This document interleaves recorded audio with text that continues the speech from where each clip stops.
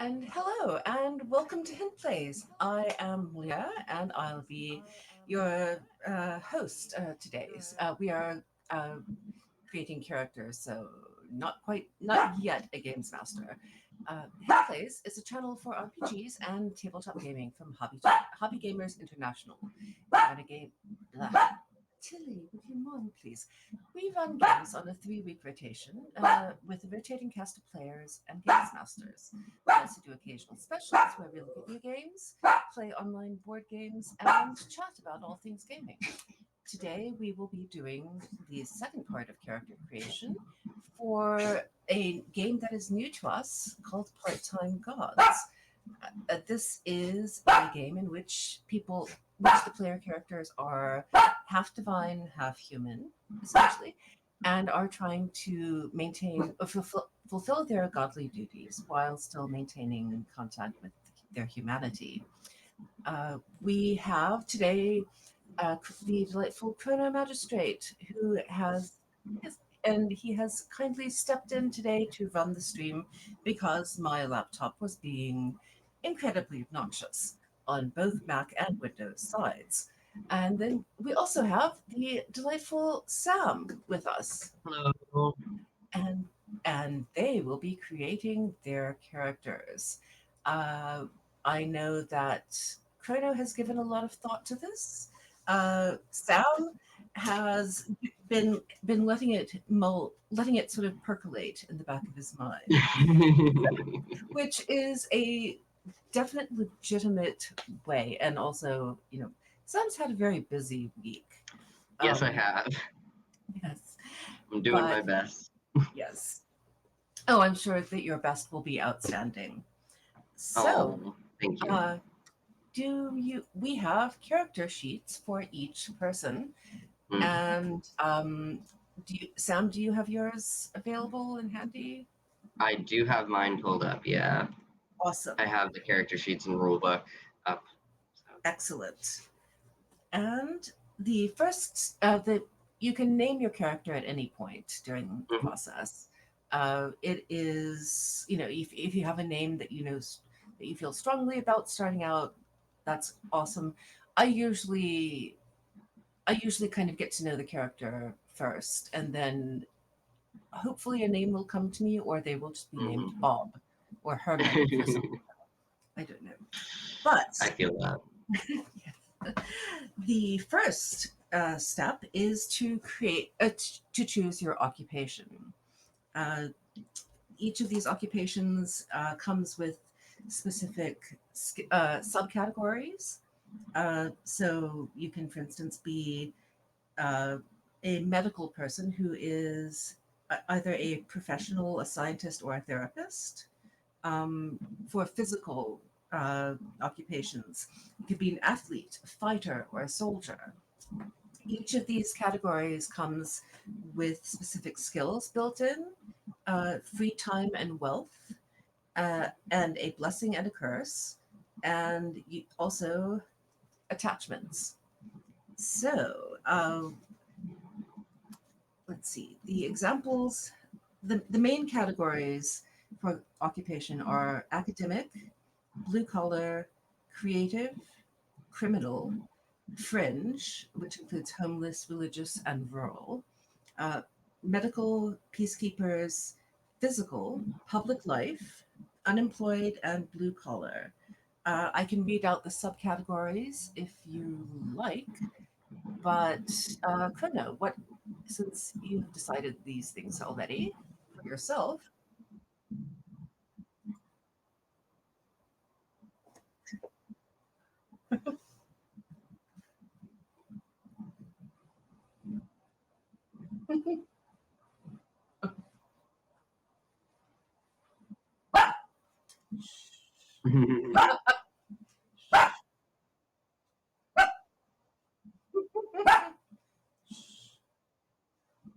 oh, oh no, Hmm. mm, okay, Hmm. we are sorry.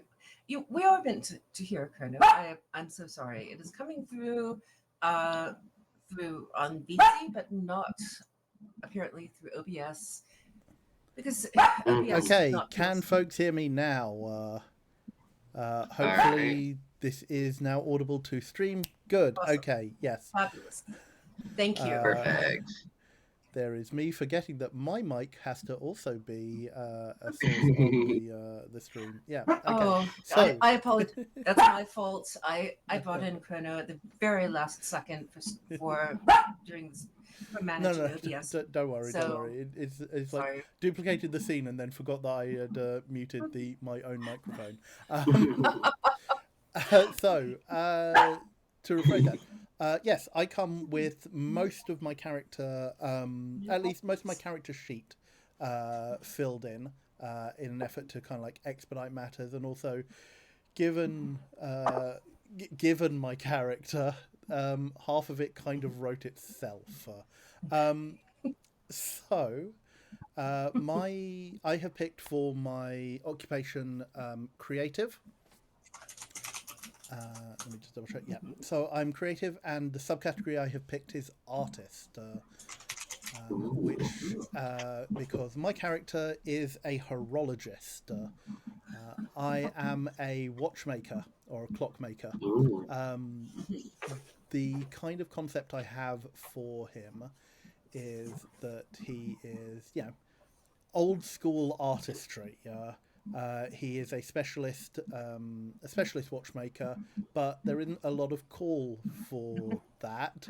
So he runs a studio, or he has a studio, but the front bit of it is basically a watch repair shop, clock selling, the bits and pieces you do to get by as an artist. So what that comes with is, let me just get that up. Page 40 of the print. Yeah. Scroll back. Here we go. So, let me get that up on screen because that's a different window, so that folks can see that. There we go. So at least part of the artist image should be on screen. This means that I have 4 free time and 1 wealth from my occupation. The attachment I'm choosing is a level 3 location, my studio, as opposed to my muse. My blessing is pull an all-nighter. When I start a job, I don't stop until it is done, which means that during a single activity, I will gain +1 to my fortitude temporarily. It says learn from their long caffeine-fueled nights. It's like, well, and my curse is called I can't even. We will gain a Pantheon die, whatever that might be, whenever something stressful causes me to lash out at everyone around me. That's going to be difficult to roleplay. I don't do bursts of anger, generally speaking. But we shall see. Oh, hang on. Yes, Molly. Oh, they did arrive! Oh, excellent! I didn't get a notification. Awesome. It was sitting on the doorstep yesterday. Oh, fabulous! Or at least I assume this is from you. Yeah, it's hopefully.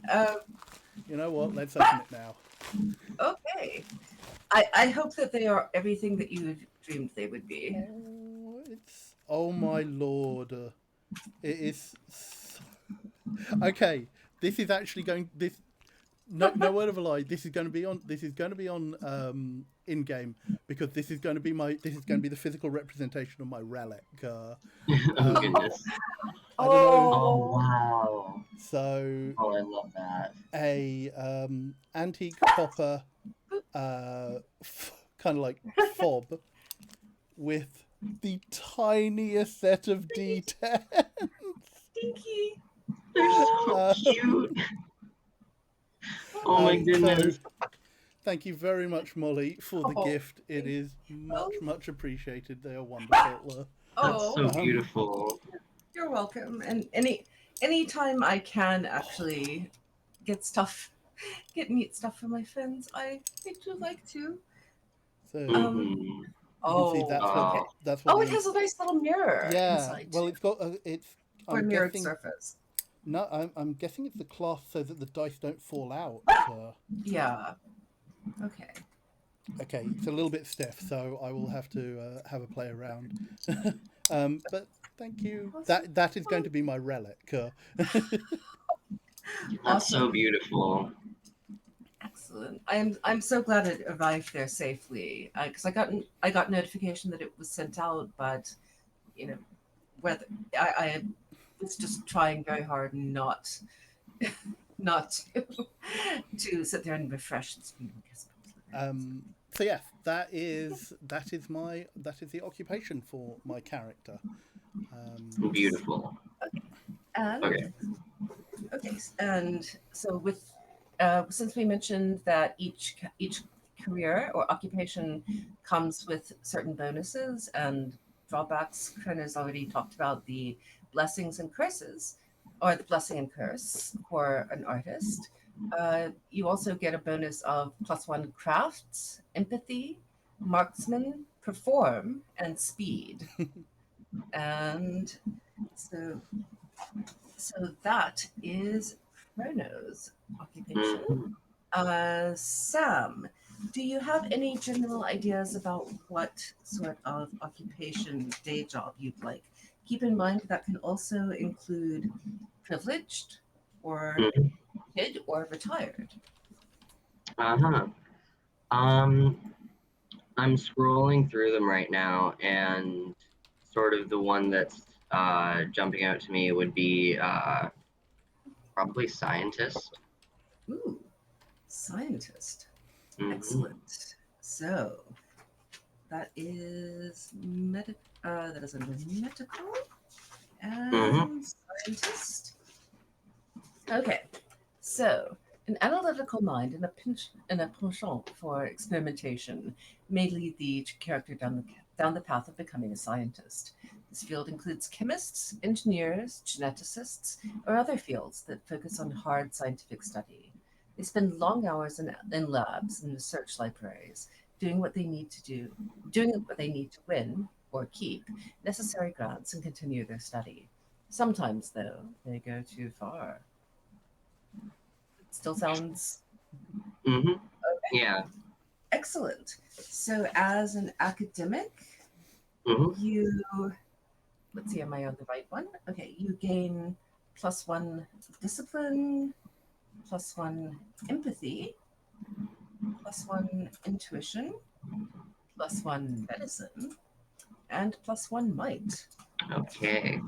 And then, as a scientist, you get 2 free time, and but you get 4 wealth. Mm-hmm. And you can choose your attachment between your assistant or your Mm-hmm. lab, which I would count as if you're doing library research, for instance. Basically, I would count that as wherever you happen to pursue your sciencey stuff. Okay. Um, I'd say probably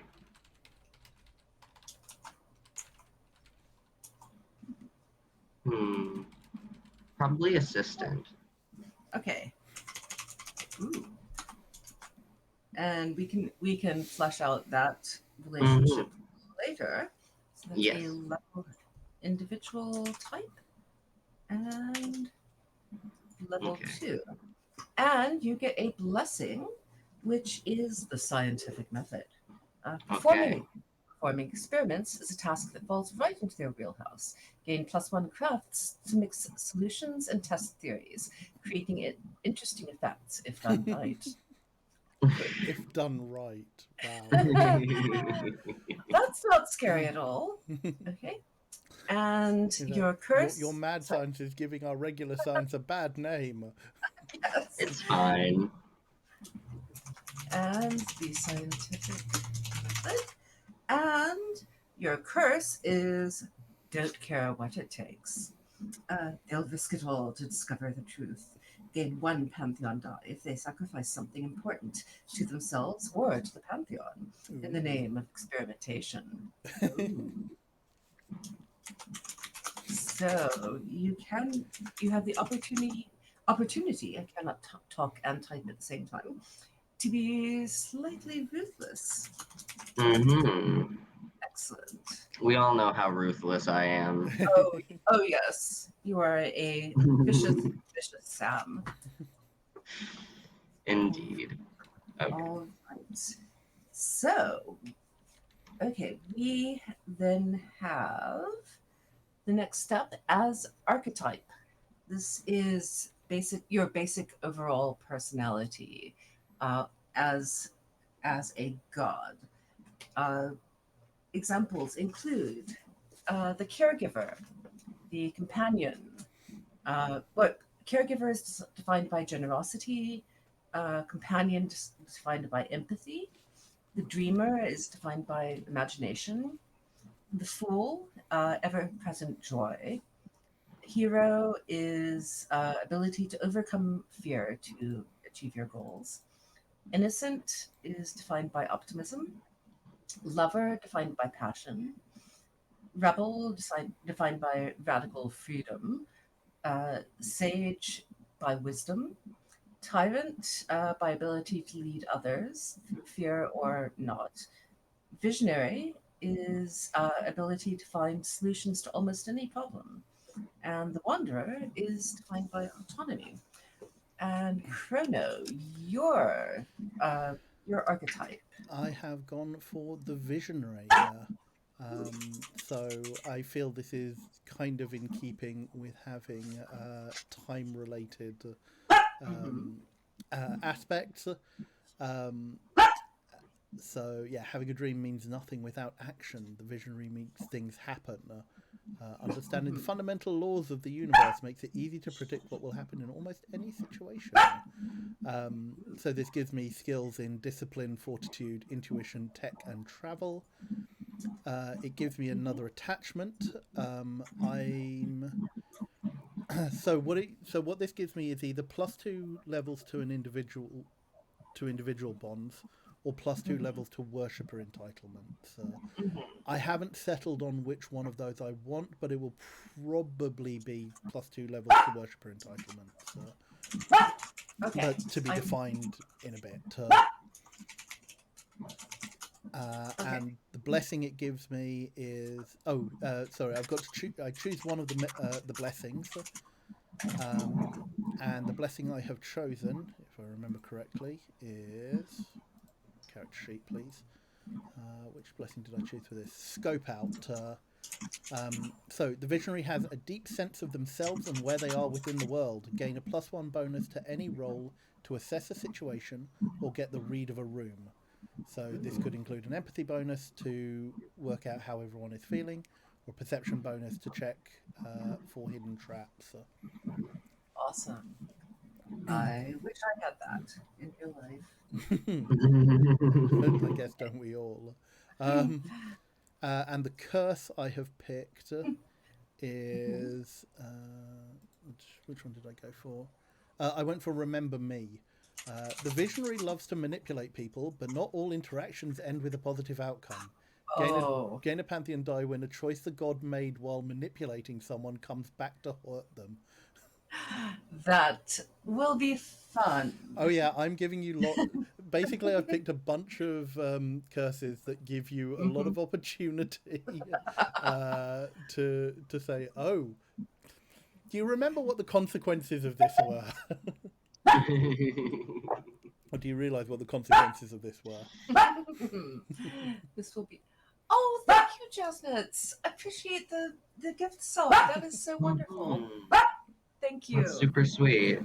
Yeah. All right.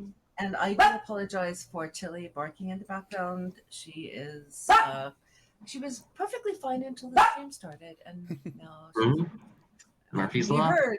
I can be heard by people around the world. Shard, I So- feel that both of our characters are going to manipulate folks in different ways. Yes, Yes, absolutely. this is definitely true. Hmm. So, so for Sam, having heard that Chrono chose Visionary, do you Mm-hmm. have any particular leanings? Do you want to discuss any of the options? Oh my god, Uh, Teddy! one moment. I'm going to Yes. quickly give a read through some of Oh these. yeah, So, yeah, Um, if I remember correctly, Shard has gone for the Fool, yes, and Sage has gone for and the Tyrant. I believe so. Yes, yes. okay. A puck eater tyrant. That will be fun. Yes.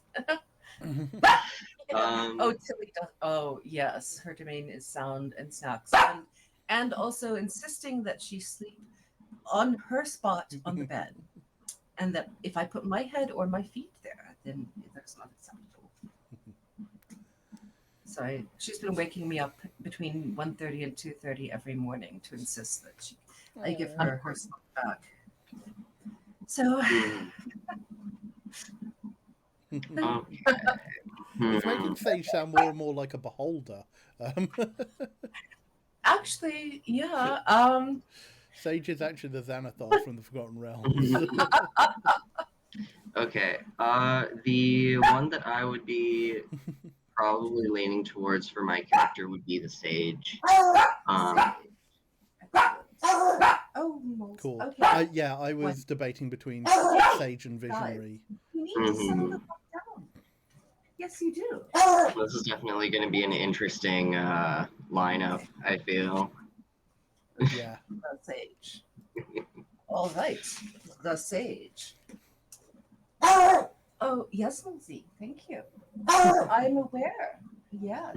Your sister got you all excited and now you're barking for no reason. I know. Okay.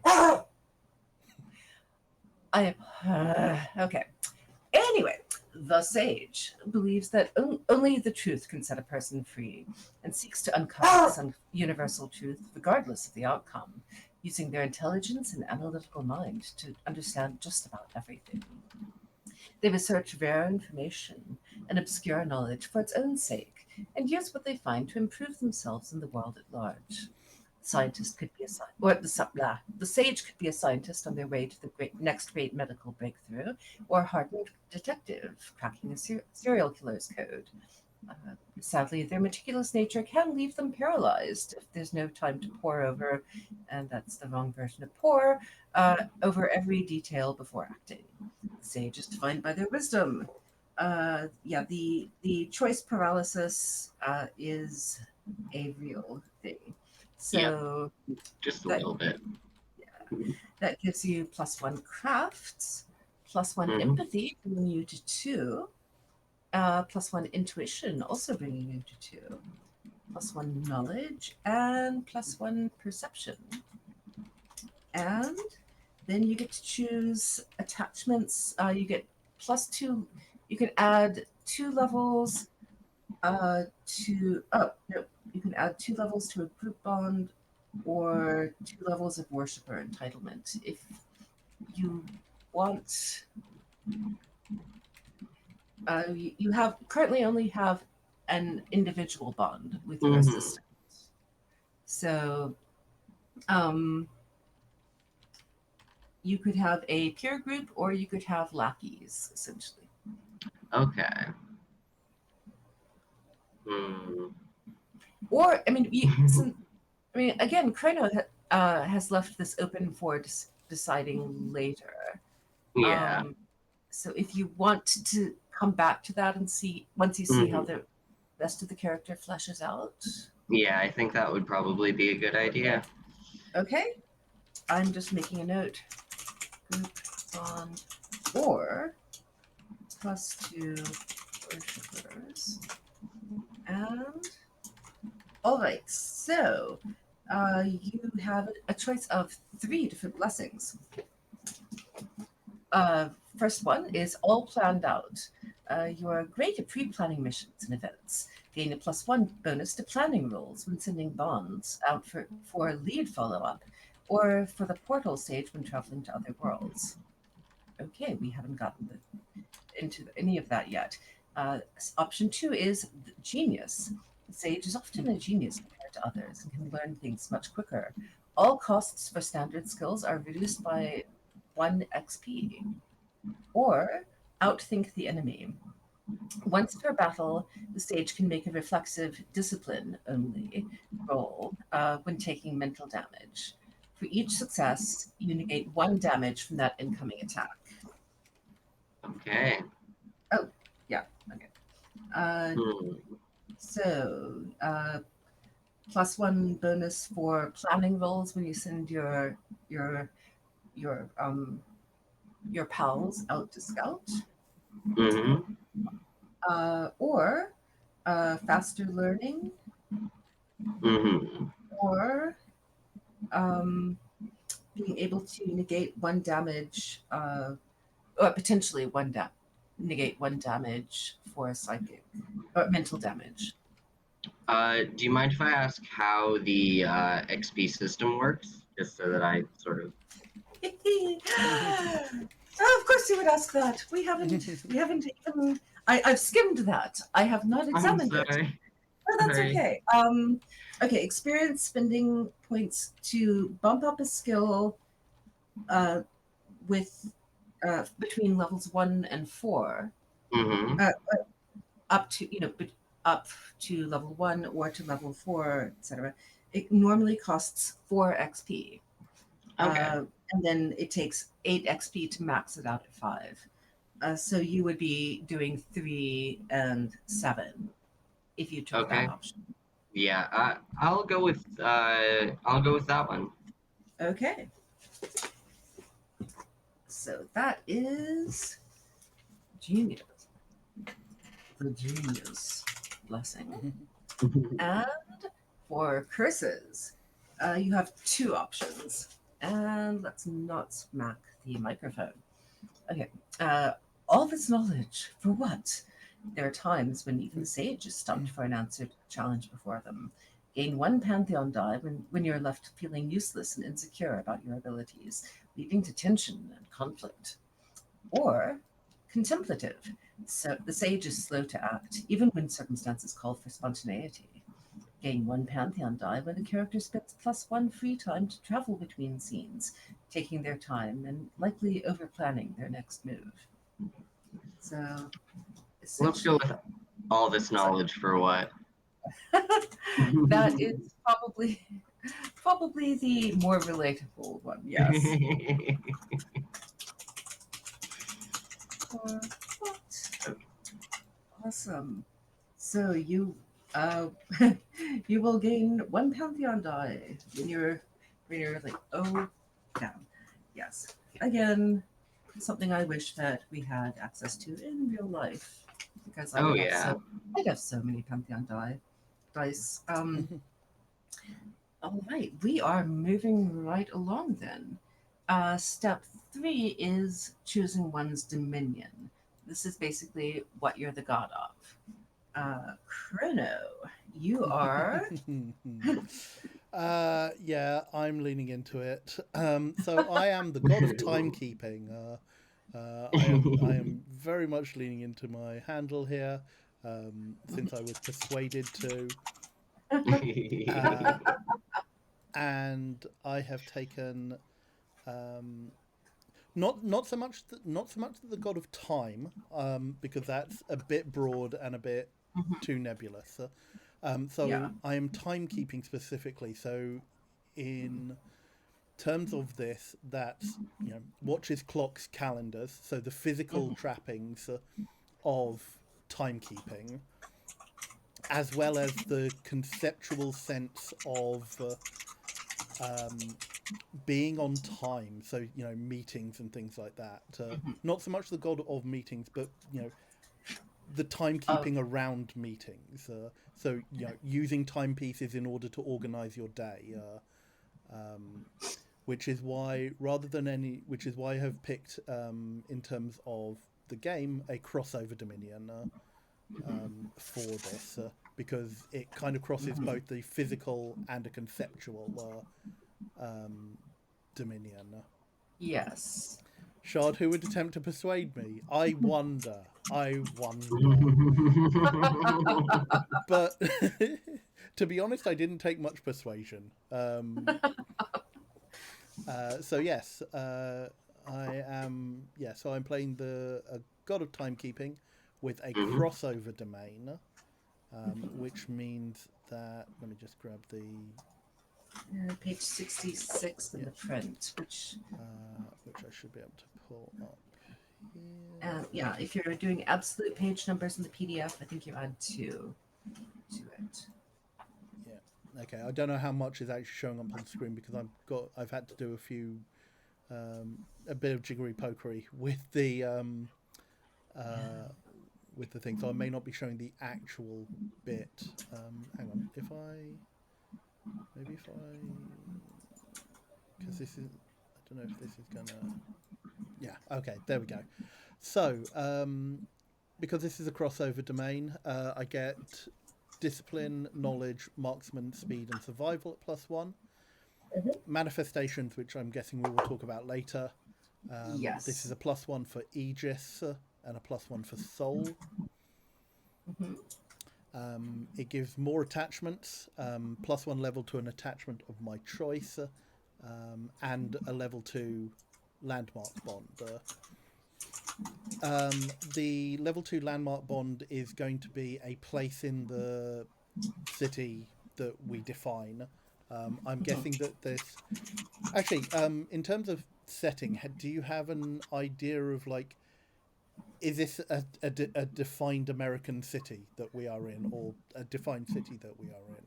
No, it's I do not have a name for it yet, but it's basically just It's a fictional city, yeah. yes. Okay. Yeah. In which case, are we in the US?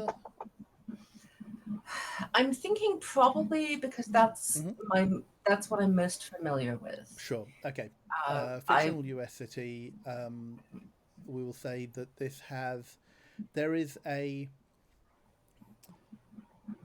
like the old Market Square clock towers. So something like that, that was a key point of a market square or such. okay. That was built probably late 18th century or something like that, as a grand piece of timekeeping. It's got like it's like square base tower and has a clock face on each side. Yeah. So it can be seen for a distance. That is what I will choose as my landmark bond. So that clock tower. Awesome. And the +1 level to an attachment will be determined later. Okay. Fabulous. Have made a note. The blessing, I have gone for reactive. Those who possess crossover dominions are known for their ability to react quickly in almost any circumstance, which feels fitting for time. To reflect this, I have +2 initiative bonus. And the curse I have gone for is unpredictable. Gods who possess these domains are by definition unpredictable. Gain a pantheon dice when the god's dubious nature feeds into others' perceptions of them, and being unsure whether to trust the character causes trouble. Beautiful. Awesome. Dubious. Okay. Yes. So that will be. I feel that I'm kind of playing a flip side of Shard's character to a certain extent. Like if the coin landed slightly differently, Shard and I are kind of like two facets. I love that. That is going to be so much fun. So Sam, yes. You have the basic categories for Dominion are bestial, which is animal themed. We have conceptual, which is ideas, or I'm the god of justice. We have elemental, like fire, earth, and so on. Emotional, the god of love, lust, annoyance. I would count the god the god of things getting stuck in drawers to be emotional. Uh, you can be patron of a particular type of uh, thing, like of cobblers or sex workers or writers or whatever. You can be a god of something tangible, or as Chrono chose, a crossover god. Mhm. Uh, any or all of those, if you would like explanations, more detailed things, we have text, we have Yes. explanation. We Yes, we and do. for the theology, we have an entire spread for each individual theology. Like, I appreciate the attention to detail, but it's hard to summarize that on stream. um, What is Sam's character the god of? I've been so Mhm. I know these two are kind of different, but I've been thinking about either Bestial or Elemental. Ooh, Um, so like for Bestial, maybe snakes, ooh. and for Elemental something, or for Elemental something water or ice related. Okay. So I'm a little bit stuck, but we'll see. Okay, Um, well, uh, let's see. Pull up no, we need dominions, not that. Yeah, so Okay, Bestial is on page 61. thank mhm, you. Yes, my flags are getting in the way. Okay, so bestial. With so many Earth's beasts falling to extinction, the spirits called to the gods for protectors. Many animal gods have existed in myths, such as Ra, the eagle-headed god of the sun, and Pan, the satyr god of music and shepherds. This tradition carries to the modern day with fury. This proves that even gods who do not directly have control over animals may have animal like features, and modern bestial gods often inherit these feathers and patches of fur from their predecessors. Um, you get bonuses to athletics, fortitude, stealth, survival, and travel, and also manifestations of journey and ruin, which we will deal with later. Attachments, you can choose between plus 2 levels, or you plus no, you get plus 2 levels to vassal entitlement and uh, one landmark bond. The other one that you mentioned was elemental. Uh, the world is mhm, made up of basic elements such as fire, water, wind, metal, wood, and many more. And several gods hold power over these foundational building blocks of creation. They could be a god of lightning, god of mountains, or even the god of hurricanes. Um, Elemental dominions can be harnessed in several ways, used to heal or harm, and each element may have many representations. For example, the god of forests, god of plants, and god of flowers all control the same fundamental element, but exist within a range of how they focus their control. That brings bonuses in fighting, intuition, might, perception, travel, and then manifestations of ruin and shaping. Um, if let's see, in an urban setting, I mean, either one would be cool, but I mhm, mean, you could make the argument that snakes uh, would be potentially easier to come by in an urban setting, but I don't know. mhm. What do you? I Yeah, mean, I mean, I'm guessing you could like. It also depends on like is there a particular aspect of a snake or such that you mhm, wanted Mhm. to be that you wanted to focus on. yeah, Mhm. Yeah, it's yeah. I hmm, mean, Because yeah, I it's mean, the blessings for bestial would mhm, mhm. allow you to either talk with animals, I talk to snakes, have and have yeah. have unsettling presence, Mhm. influence to intimidate people, or frenzy, where the Mhm. animalistic nature comes to the surface. Mhm. And your curse would be animal mind. You momentarily revert to a semi-animal mentality, or not my Mhm. kind, and you find yourself hated by any animal over which you don't have dominion. Which would be so sad. I'm so sorry. Additionally, Oh these other goodness. animals are drawn to the god just to make their This life makes it miserable. miserable. Oh, that would be fun. Wow. That would be so much fun, but oh, so sad. That is not one I want to have in your life. Mm. And uh, And then, okay, for elemental, you can mhm. for the blessings, and you can choose between destructive nature, where you have learned to hone the destructive nature of your newfound power.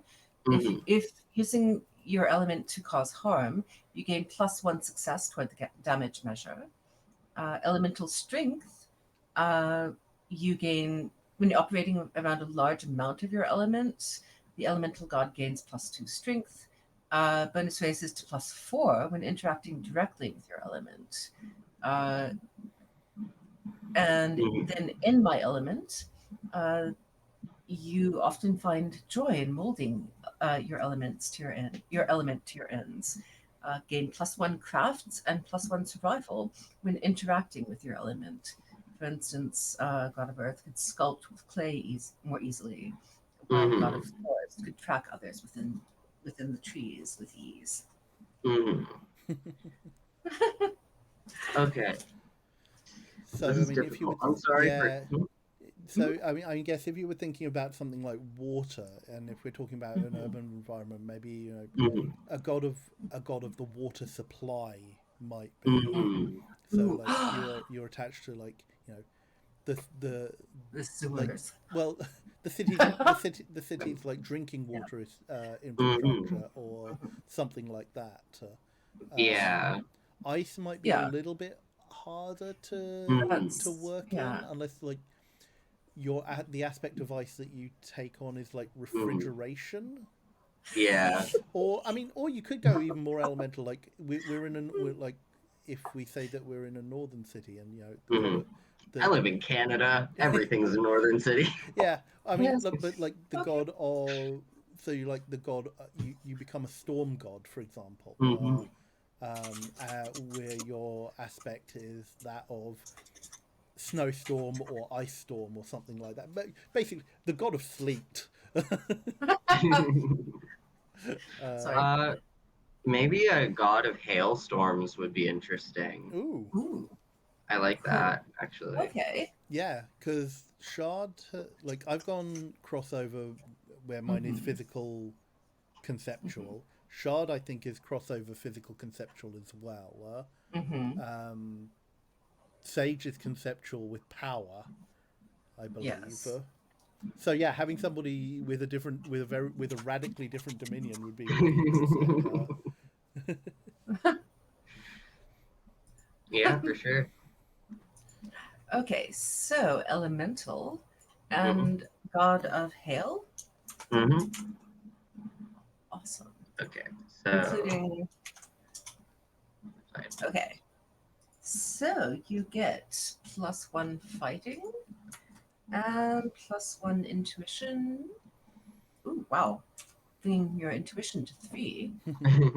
Yes, I am on the right character sheet. Awesome. Mhm. Always helpful when that happens. +1 perception, bringing that to 2, and +1 travel. And then you have ruin and shaping as default manifestations. Mhm. And you receive a +3 landmark bond. Mhm. So deci- we can decide um, we can decide that Mhm. later, but let's see, scientist.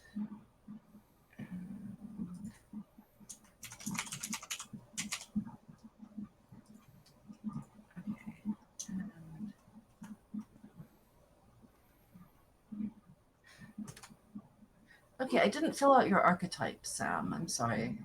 Would you mind reminding me what that I is? was Sage. Right, thank you. Okay. Yeah, I filled in the qualities, but not the name. Okay, Mhm. thank you. No problem. So, okay. Do you want to do the landmark bond as to be determined, or do you have an idea? Let's do to be determined for now. Just I feel Yeah, like it'll be easier to do the attachments and bonds and things in one chunk. yeah, I I agree. Okay, so blessings, destructive nature, elemental strength, or in my element. Which Sorry, started first previously? I I lost track of the page. 1 second. Oh, page 63, Hmm. which is absolute page Yep. number 65. All right. Thank you. So, Sure, or okay. So if you're hurting people, gain +1 success. If you are surrounded by hail, you get mhm. strength bonuses, or when you're interacting with your element, you gain crafts and survival. let's let's go elemental strength. Okay. So that gives you bonuses when you are around a large amount of your element. Mm-hmm. So I'm guessing that we would say that would be ice or something like that, Yeah. like in the middle of a storm or something like Yeah. Mm-hmm. Yeah. Yeah. I would not restrict you necessarily to that. a hailstorm, but Mm-hmm. yeah. Okay. And your curses. You have a choice between of two. Connected to the land, elemental gods are very protective of their landmark bonds, to the point of losing their cool if anything harms them. Gain 1 pantheon die if a landmark bond takes strain from an outside source. Or tech allergy. Something about the power behind elemental dominions just doesn't mix well with technology. Gain 1 pantheon die if the god's very presence causes trouble by interfering with the operability of important machines and tech. I apparently have had tech allergy today. Uh, Okay. Your Molly is an elemental god. evidently. Absolutely. I need to decide whether I'm going to pick the one that would be absolutely hilarious for a scientist to have, or to pick the one that would actually make sense. Okay, as much as I. Oh, driving an ice cream trucks filled with experimental Oh ice my god, if creams. you're a food scientist. Oh my god, yes! That would be fabulous. Beautiful, Shard. Beautiful. I mean, Um, seriously, yeah, because making ice cream with high pressure refrigerants and like, mhm. oh, nitrogen. Oh, yes. Mm. Okay, sorry. Okay. Okay, Um, so I am going to go with. mm, I'm probably going to go with connected to the land. yeah, As much as I would love to go with the other one, it wouldn't make sense for my character to pursue a technological field. well, Um, unless they're extremely optimistic. Like, yes, I know it hasn't worked the past 500 times, but I have a really good feeling about this. Yeah, you're having to work with things that require high temperatures, and your elemental nature just means you cannot get things up to temp. Yes. But you do really well in cryogenics, though. Mhm. um, Okay, so Okay. we have connected to the land, where you are very protective of your landmark bond, which is to be determined, uh, Mhm. and you gain 1 pantheon die if your landmark bond takes strain from an outside source. And we are now coming to step 4, theology. This Ooh. is a big one, where we choose basically our philosophy or our school of thought for what it is to be a god. What is the function of goddom? Uh, and there are several options, including, well, okay, I will go ahead and read out the list, and then we will go to Renaud for his choice.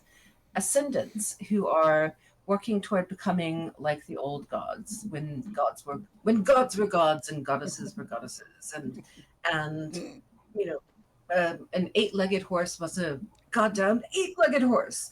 Um, Cults of the saints, who believe that your power comes from a higher power, that you are a god, but you are not God. Drifting kingdoms are wanderers who will build a stronghold only to sort of lose interest and then move on. They're more interested in the chase and establishment than in maintaining. Uh, the kami, who adhere to a spiritual hierarchy of the universe. The masks of Yana, I'm assuming it's pronounced Yana, Jana, who to keep divine events from mortal notice. The Order of Mescanet, who hand down power in lineages, either family or social. The Phoenix Society, who focus on humanity and raising individual humans up to become heroes. Then you have the Puck Eaters, who eat other gods to steal their power. This is what this is what Sage has chosen, and oh, it's going to be interesting. And then Warlock's Fate, who are the gods who are hellbent on unlocking the secrets of the universe. Chrono, which one have you chosen? So I have gone for the Phoenix Society. I have gone for the Mortal Lovers. With so as we had talked about a little bit off stream, it's on the basis that the character isn't necessarily like extrovertedly life of the party sort of thing, but he is interested in manipulating people and groups for the betterment of humanity, to raise up society, to be better, to do better, to do good, and he kind of does this by acting a bit like the power behind the scenes. He knows what's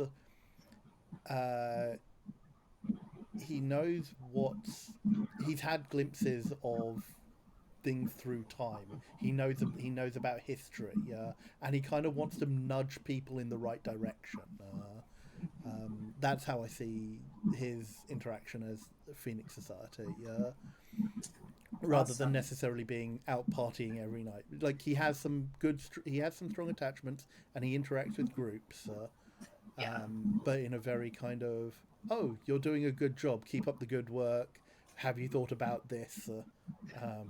Sort of thing.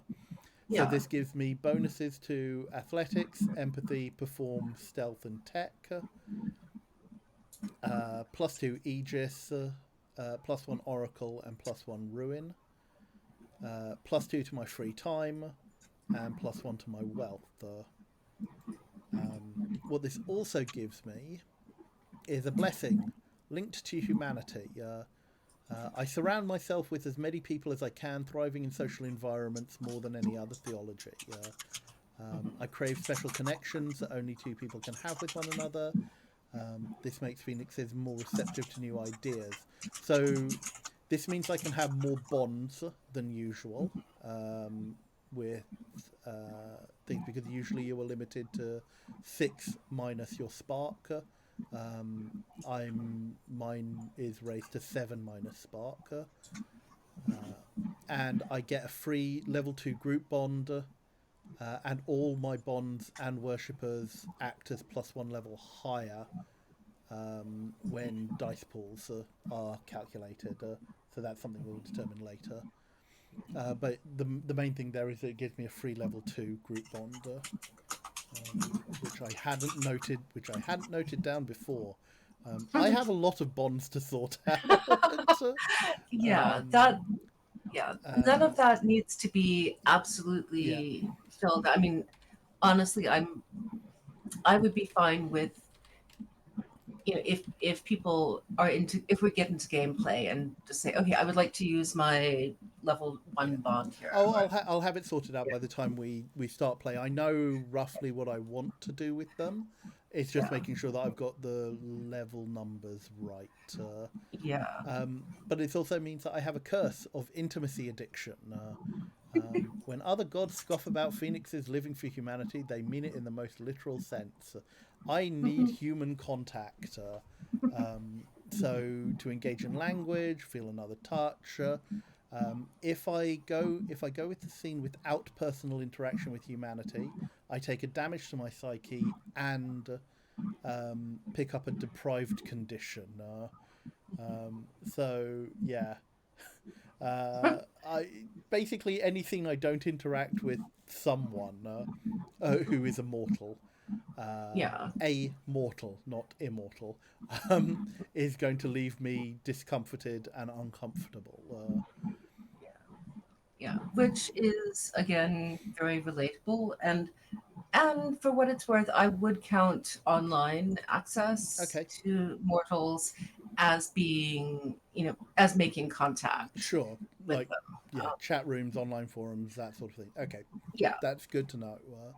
yeah. I mean, you don't actually have to have face-to-face interaction, but you have to have it's, I like a have to have general. real time interaction. Yes, yeah, yeah. Texting is not really going to Mhm, count necessarily, but yeah, a chat room or a Discord server yeah, or something like that.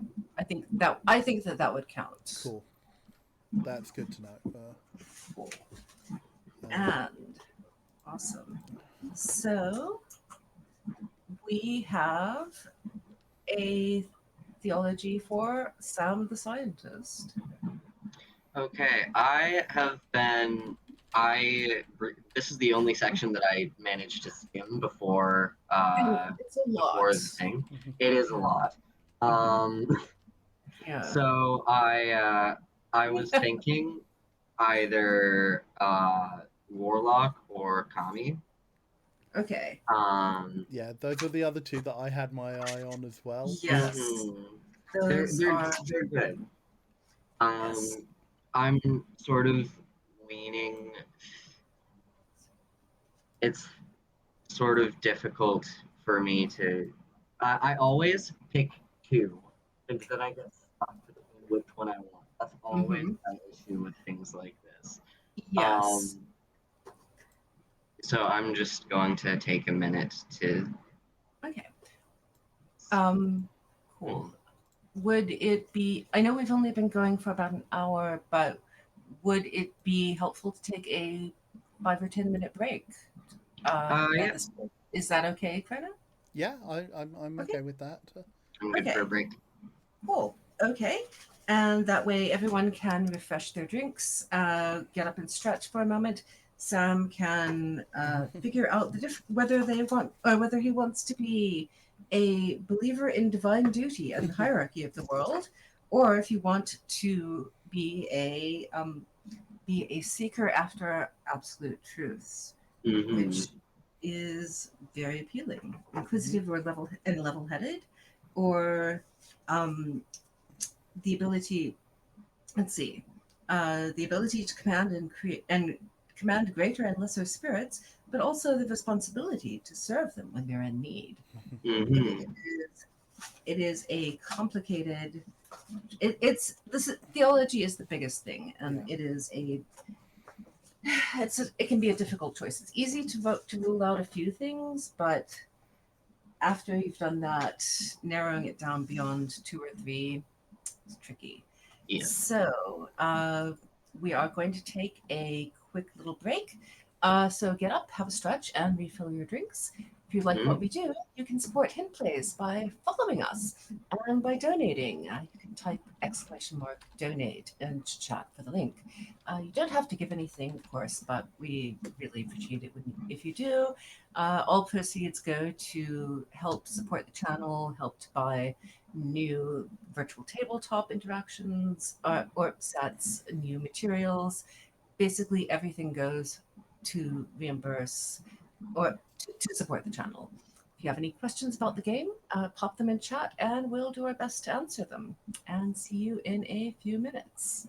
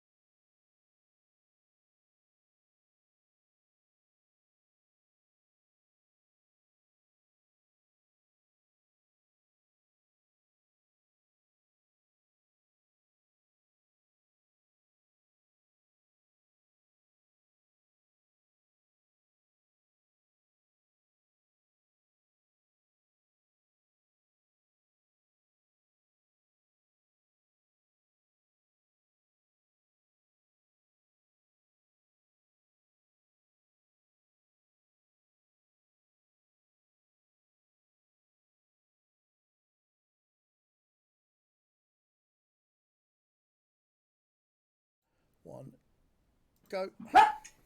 And hello and welcome back to Hint Plays, where we are about halfway through character creation part 2 for part-time gods.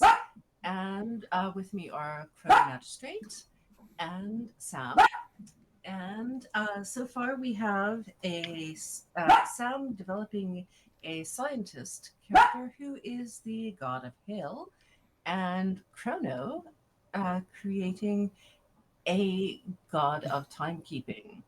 And this is shaping up to be very interesting. I'm curious to see how they will interact with our other two characters, who are a trickster god who owns a game shop, and a cannibal crime boss god who basically eats other beings to absorb their power. This will be interesting. So we are talking about the theology, or the overall, what it means to Sam's character to be a god. What is the role and function that gods, in his opinion, should play? Narrowed it down to Phoenix Society, which is hierarchical, supportive of Kami. What did I say? Phoenix Said Society. Phoenix, which is my Oh, one. me. Okay, I apologize. No worries. Sorry. I was doing. I was so proud of myself. You're doing well. You're Not doing well. stumbling. You're doing well. You're doing good. The Kunitsukami, or Kami as we are shorthanding it happily, they are very hierarchical and duty bound to assist those who are higher and lower in the hierarchy, or Warlock's Fate, which fits nicely with a scientist character because they seek the secrets of the universe, but maybe a little bit predictable. So, how do you want? What are you thinking, Sam? After the break, I sort of read through both of them again, and I think that I think that the Kami will make a more interesting character than Warlock. okay, cool. It seems interesting, so we'll see how it goes. Okay, so the founders believed in divine duty and the hierarchy of beings in the world, which went on to inspire much of what the modern world knows as the practice of animism. Everything begins at the source, then the greater gods who have grown into immense power, gods who are humans carrying sparks, that would be us, mortals, ghosts, and other spirits, and the 8 million spirits at the bottom. There's a spark or essence in everything, and this connection is key to understanding the true purpose of godhood. You will, let's see, let me write down Kunitsukami. You get +1 discipline, bringing you to 2, +1 intuition, bringing you to 4. Good heavens. That's out of a maximum of 5. Let's see, medicine +1, that brings you to 2 there. Perception +1, that brings you to 3 total. And soul, I skipped lines, speed +1 there. And you have manifestations of puppetry 1. We will deal with manifestations in a few minutes. And those are complicated. That may be a little bit. That I feel is a kind of like go away and read the to see what you can do. Yeah, that's true. I've got kind of outline numbers for me, and I know what I want to kind of do. One of which I will talk about on stream when we get there. Okay. But yeah, I'm still gaining familiarity with all of the manifestations because, as you can see, there on the character sheet, There are 9 different manifestations, and each one of them Has has it. subtypes, yeah. Yes. which is good for compartmentalization, but Yes. if you've got a spread, it's not the easiest thing to Mhm. necessarily adjudicate. Exactly. Yes, I'm going to be Yeah. making so many notes for my GM screen, my virtual GM screen. Yeah. I have manifestations in 5 different sections, I believe. Yes. Yeah, And you can puppetry. add more later. Mm-hmm. Yes. Or you can bump up Yeah. the existing Mm-hmm. ones if you want. Puppetry, Oracle, Rune, and Shaping all have 1 according to my records, and Soul has 2. Mm-hmm. And then you also gain 2 free time at bringing you to 4, and wealth you gain 1, bringing you to 5. So Wow. you are uh, nice. All right. So you get a blessing of 8 million spirits. Wow. That's probably not figurative either. You Mm-hmm. understand your place within the spirit hierarchy, the old gods above, and the souls of beasts and objects below. For 1 fragment, which we will deal with later, the kami opens their senses to spirits in the area and can communicate with any active spirit, animal, or object they touch, ignoring any language barriers. They can see and even touch spirits, who are usually invisible and incorporeal. But they may also speak to the other 8 million spirits, such as the spirit of the floor, their phone, or a tree. With communication channels open, the Knitsikami can now use their spiritual position to force compliance with these spirits by sacrificing pantheon dice.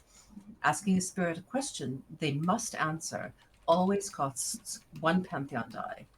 Asking the spirit for a favor, however, may cost anywhere from 1 to 3 pantheon dice, but they must obey the request immediately. This could be anything from commanding handcuffs to unlock themselves for 1 die, or asking a bulldozer to ram through a wall for you, 3 pantheon dice. So that is handy if you have the spare, uh, if you have the spare pantheon dice. Mm-hmm. Let's let's make sure that we put our fingers in the correct typing position so we do not type gibberish. 8 million spirits. And Chris is in the middle. Due to their spiritual positions, the kami are beset by spirits of all kinds who ask for help in settling scores and finding their final rest. The 8 million spirits seldom ask favors, as it would be rude to bother the gods with their petty wants, but other spirits are not so understanding.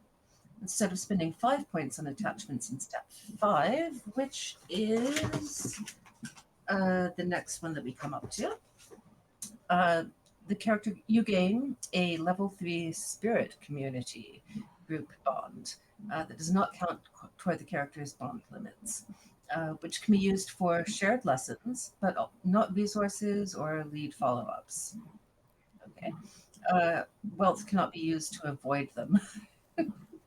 For each strain the special group bond takes on, the god suffers a level 1 broken influence condition, lessening their sway over anyone on any plane. If the bond ever drops a level, the god permanently loses 1 influence level in addition to the normal consequences. If you have no influence, the GM may select another skill to affect instead. Mhm. Mm-hmm. Um, Once the spirit community has been notated by the player, they receive their 3 points to spend on additional attachments normally. Okay, so we the in the middle thing will come into play during our attachments stage. Um, Mm-hmm. oh, so we are now moving on to step 5 attachments, which begins with a truth. The truth is a statement about the god that is just always true. Like Thor is always going to enjoy beer, or Thor is the only one who can pick up Mjolnir, for instance, or the god of The god of trees takes, is sad when in the presence of wood furniture, or and takes emotional damage there. For instance, let's see, where are my truths? So Truths page 116. 160. Thank you. They put them in a weird location. Yeah, here is Okay. where it starts to jump around a lot. Yes, yes. The first time I went through this, through character creation, it drove me up the wall. That it kept saying, "This is Spark plus blah." I'm like, but what is Spark? What is Spark? And it was defined on the last page of character creation. Okay. You can have an active truth that is always going no matter what. For instance, you or it can be used as will, at will. An active truth means that you have to spend one fragment to activate it, usually during your standard action in battle. Uh, Active truths are usually more powerful, but they also do cost you things. Uh, Things such as being able to, let's see, being able to strike fear and or awe, being the bane of fires, for instance. Um, you can have your beast form. Okay, examples: aquatic, uh, thing that you instantly connect with any body of water you submerge into. Breathing underwater and bonuses. Armor, resistance to damage. Aura of influence, bane, bane of something else. Beast form, beast tongue, which would have been helpful if you had gone with the bestial, uh, possibly. Colossal size, divinely skilled, which means you never fail at a particular task, even if it's not very successful. If you're shooting at someone, you're always going to hit, even if it only does 1 point of damage. Extra appendages, which no one has chosen yet. Um, First move, flight, healing hands, immunity, lash, which is harming you with the stare, uh, as an example. Natural weapons, that unarmed combat, otherworldly sight, regeneration, soothing aura, telepathy, tongues, not limited by language, not anything else, uh, unobscured eyes, or visions as examples. So for me, I was very tempted to take flight because Mhm. obviously time flies. Um, Of but course. I decided I would avoid that pun. Um, Aw.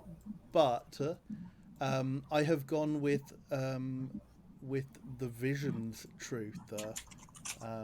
So my truth is that I am haunted by the echoes of history and fragments of the future. Basically, I have given Molly free reign to to mess with my dreams. Beautiful. So the god is visited in their sleep by prophetic dreams. They provide glimpses into possible futures, some pleasant and others absolutely horrifying. After a while, the god often questions which visions are real and which are their mind playing tricks on them. Sometimes these dreams are obscured by riddles and metaphor, requiring a knowledge intuition roll to figure them out. Difficulty chosen by the GM based on how vital the info in the dream is. So and I read that, just so you know, I read that to include the possibility of completely inconsequential dreams that are true, Mm. but that Have something no like, bearing whatsoever yeah, on the immediate situation. yeah, it may signify that you're about that tomorrow you will spill coffee on your shoes, Mhm, you know, or it may be that here's the key for to resolving the entire situation. mhm. Anything in between. Cool. Yep. I have given you reign to do that. Awesome. This is fine. It will be good. It's nice. It's lovely. Everything is fabulous. So, for your hail god, I really want you Mm-hmm. to have a dog. I Hmm? really want you to have a hail dog, a hail hound. Oh, surely that would come Oh, under a vassal. yes. Oh, Yeah. oh. Well, yeah, you do have Mm. a location bond, and that has not been determined yet, and you have a +2 group. You could have a pack of hail hounds. Okay, sorry. Um, I digress. Hmm. So, yes, there are Okay. many, many truths to choose from. Mm-hmm. Aquatic might make sense with the hill um, Mm-hmm. I'm just thing. not sure how often that is likely to come up Yeah, though. yeah. Yeah. Uh, but let's see. You can have. Uh, I mean, divinely. It doesn't necessarily. I mean, these are beyond abilities beyond those granted Mhm. by your dominion. It is Mm-hmm. nice when it ties in, but you could um let's see, regeneration. I mean, you Hail could. hath no fury. Oh, that would be fabulous. I love. Oh, of course. Yes, thank you. Sure. Well, hail hath no fury. Oh, hail to the chief becomes literal. Oh, okay. Well, with hail hath no fury, there is the active skill of lash, being able to harm you with a stare. You Mm-hmm. attack with divine whip, bolts of mental energy, or the evil eye, causing damage without needing to even move. By spending one fragment, you attack a target within sight with a discipline plus marksman check, dealing +1 damage if you are successful. On a boost, the target also takes 1 pain condition. Mm-hmm. Or you could. There's so many. Yeah. I know this is a tricky one because Mm-hmm. there are so many fun things. I mean, I guess Um, what sort of scientist do you? Because you could pick something that is related to like your scientific field, if you know the that's sort Mm-hmm. of thing that, because that's where something like mhm. armored or immunity might come Oh, in useful, Yeah. yes. or Um. just divinely skilled. Yeah. Mm-hmm. Yeah. I was sort of considering quite a few different possibilities for that. Yeah. Um. Possibly. Uh. Either. Sorry. Oh, Um. no. No, I was just giggling at Shard saying when hail freezes over. Wait. Oh God. Um. I was thinking either something biology related, because biology is cool. Mhm. Uh, or I know this one's kind of basic, but meteorology would make sense. Um, It might be like so. For example, like if you're a meteorologist, like mhm. taking a leaf out of kind of like um, John's book, you become immune to lightning, like a lightning immunity or something like that, Yeah. so that you can so that you go on, storm chases or Mhm. studying things like that. Uh, Maybe immunity to extreme cold would ooh, make the most sense. Yeah. I like Okay. that. I like that too. yeah, sounds good. Okay, so community cannot be Mhm. harmed to extreme Hold. Okay, so immunity. This may sound similar to armor, but it's actually quite different. Instead of being protected against damage, immunity makes the god completely invincible against one certain type of effect. This could include a god who is immune to fear, cannot get drunk, no matter how much they drink, or even a god without the ability to fall in love. The player chooses one effect when selecting this move, but may have multiple immunities against different effects. Awesome. So, extreme cold. Fabulous. That will be fun. And then the next thing that move on, we move now to attachments. You have 5 points to spend on various attachments, which Mhm. are, oh goodness, they get very complicated. But the section begins on page 104 for the print. So, absolute page number 106. And right, so going to chrono. Yeah. So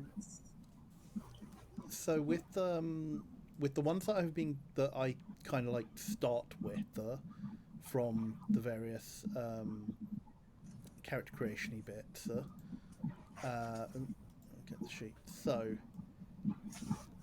my occupation gave me a level 3 location, which is my studio. The archetype gave me bonuses. Um, the Let me just double check where I made some notes. So occupation gave me a level 3 studio, landmark location, landmark attachment. So I'm taking that. The archetype gives me +2 levels to a worshipper's entitlement or individual. That's probably going to be +2 to a worshipper's. Okay. The crossover domain gives me level +1 to an attachment. I'll talk about that in a moment. It also gives me a fixed level 2 landmark, which will be the clock tower. Theology gives me a fixed level 2 group bond. So, with those, too many windows open. So with those, the studio I'm keeping at level 3. The landmark, which we said is the clock tower, is going to be level 2.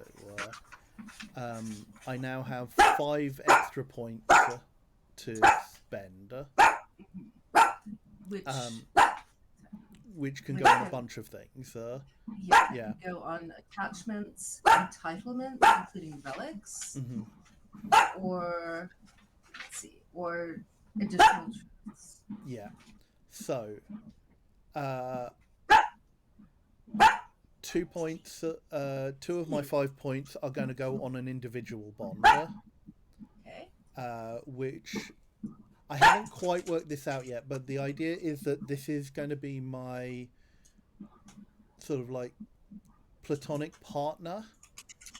The person who I basically who I cohabit with, and is my touchstone. But it isn't. Basically, I'm going to say that it is a like a QPR, a queer platonic relationship, and they have attachments outside of that. But for me, they are my primary partner. Probably going to be a counsellor, like a city councillor or something like that, who's part of the kind of like movers and shakers in the city that I connect with. So that will be 2 points from my 5, which I will bump up by 1. So that will be a 3-point attachment. Then I'm going to spend 1 point on worshippers, and then bump that to 3 from the archetype. So that will be a level 3 worshipper's entitlement. Not sure what that's going to look like yet. I'll have to do some more reading before that. But I'm thinking it's going to be people who come to me for wisdom because effectively my oracular abilities. And then I'm spending 2 on a relic, which will be this, to be called Time's Arrow. I don't know what it does yet, but it will be a 2-point relic. Awesome. Yes, there are many choices for relic abilities. I have to do a lot of reading to figure out what this thing is going to do, but it's likely to have some sort of effect on either temporal manipulation or boosting my skills. I'm not quite sure which yet. But I'm going to say that this is something that I inherited from the previous God of Timekeeping. That it's basically something that is passed down with the spark. Hey, Pandora. Hello. Kitty. Yes. Oh, that's a good ear scratch. Oh, yeah. Now, see, Tilly, if you would let me pick you up. But no. No, she just wants to stand 2 feet away and bark at me. Yeah. Yes. Okay, so Yeah, that checks out. exactly. Yes. That Yes. concludes your 5 points of our relics. Basically are can be so many different things. A level 2. Wow. I mean, they do have an ancient timepiece pre-written. They do, but I think that's a level 4. 4. Mm-hmm. But I might use that as a basis and see what I can slim down.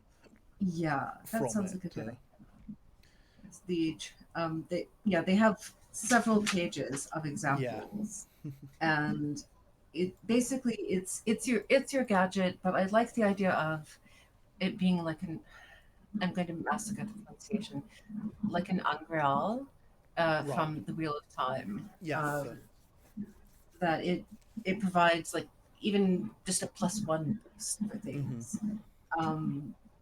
That is a nice all-purpose workaround for at least some of your skills. Yeah. Coming out of the initial character creation, my skills are all over the place. I have 1 point in so many different things. This guy is kind of a jack of all trades almost, which is kind of in keeping, I think, with his like visionary archetype. Yeah, I agree. Yeah, for sure. Yeah, I mean, it's I always like having a nice spread of skills. And I may not be particularly good at anything, but at least I stand a chance at stuff. Yeah. Which is probably a bit close to reality. I'm not saying that this is the closest character to me that I have ever played, but I am not saying that. That is entirely relatable. Okay. Definitely. So, Sam, you have existing bonds of your assistant. You have a +2 group bond or worshippers option, and then a landmark bond to be determined. You have 5 points where you can bump up your bonds or worshippers or create a relic of some sort. I believe I don't have 5 points. Oh, that's right. Thank you. Yes, you are correct. Because of the thingy. Let's see, that was... Oh, does the theology not? It theology. it supersedes that, does it? Yes, Oh, thank you. okay. I think you lose 2, I believe. I believe so, yeah. Thank you for remembering. We have someone with short-term memory in the group. Woo! Because that's not me. I wouldn't Um, count on it. Well, at least sporadically. Between all 4 players, someone is going to remember something mostly. Precisely. Okay, so instead of spending 5 points in attachments in step 5, the character gains a 3 spirit community group bond, which is spirit community group bond.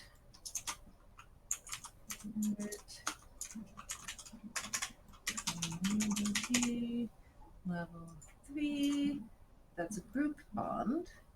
Does not count toward your bond limits. Can be used for shared.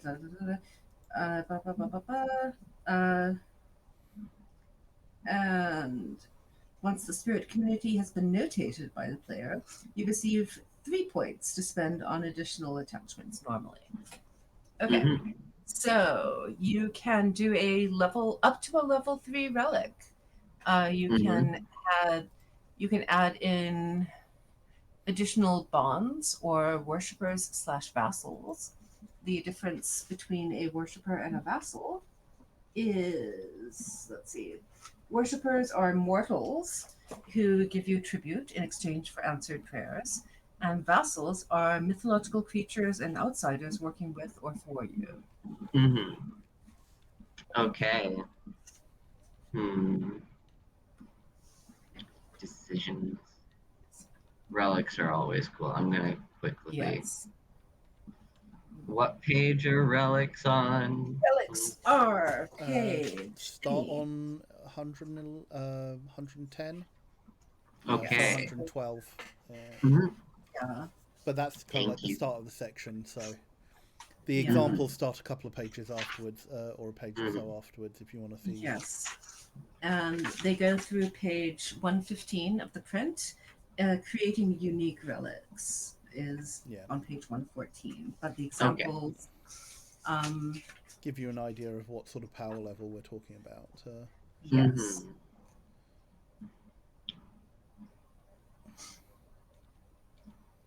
One of the level 1 relics is an obscuring cigar.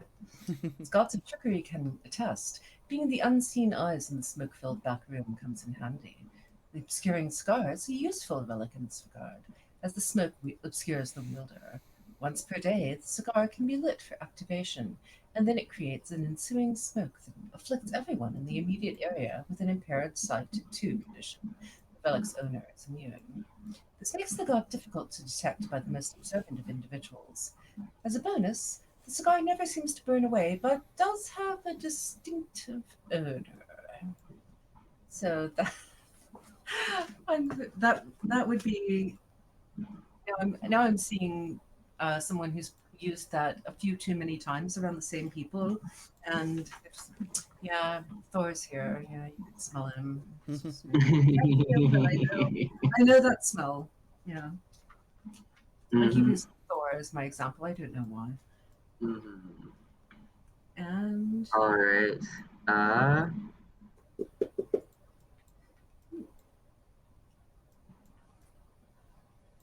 ooh, let's see.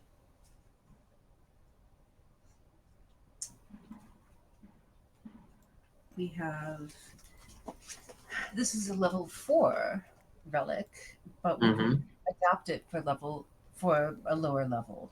The Tempest Trident, which Mhm. might fit in with meteorology as well. Tridents have long been the favored weapon of gods of the sea and other aquatic domains. Dangerous just as a weapon, the Tempest Trident is also devastating in the right environment. It gives its god a +2 beckon, inflicts +3 damage on impact, and has the sharp weapon quality. Page 211. They finally gave a page cross reference. Oh my god! Beautiful.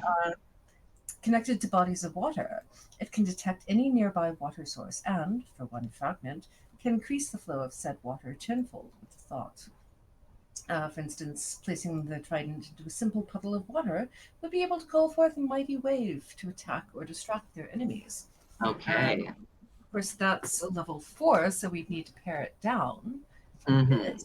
But just as an example of something that might fit, let's see. Mm-hmm. Sharp weapon quality is sharp. Ooh, sharp weapons can cause a bleeding condition on a boost. Mm-hmm. I like. Okay. Hmm.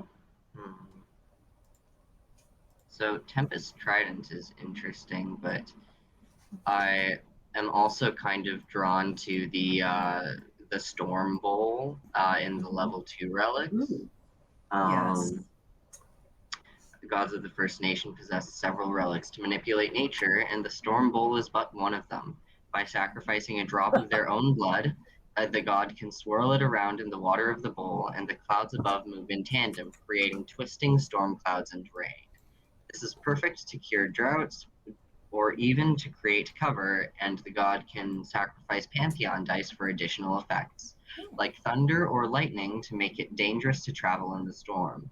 By spending 2 fragments, however, they summon up violent hurricanes, tsunamis, tidal waves, or other natural disasters. These effects usually only last a few hours, appearing like freak storms and baffling local meteorologists. I like that. Okay. Yeah, that's actually pretty cool and would fit in nicely. Do you want Mhm. to do that as for 2 out of your 3 points? Yes, I would like to do that. Okay.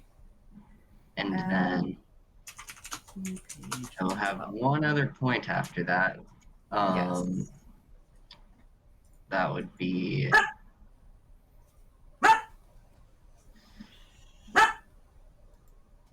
what else can I do with that? I mean, you've got 2 got the landmark bond that is to be determined and the choice between the group bond or worshippers at level 2 as well. Mm-hmm. You could bump those up. You could get another um another landmark or individual bond at level Mm-hmm. 1, like I know a sibling or a lover or best friend or Let's go what? with an individual bond. Okay. Um, maybe a friend. A friend Okay. sounds good. Okay. Friends are always good. Mm-hmm. We like friends. Okay, so you have a level 2 Storm Bowl, and I put the page reference down so I can look back next time. Mm-hmm. Okay, so have we skipped anything here? Truth and then attachments. And okay, final touches. We have not we have not really addressed equipment, which I will think about later because we did not address that on the Sunday stream either. Mm-hmm. We're just one step at a time. One just moving Mm-hmm. slowly.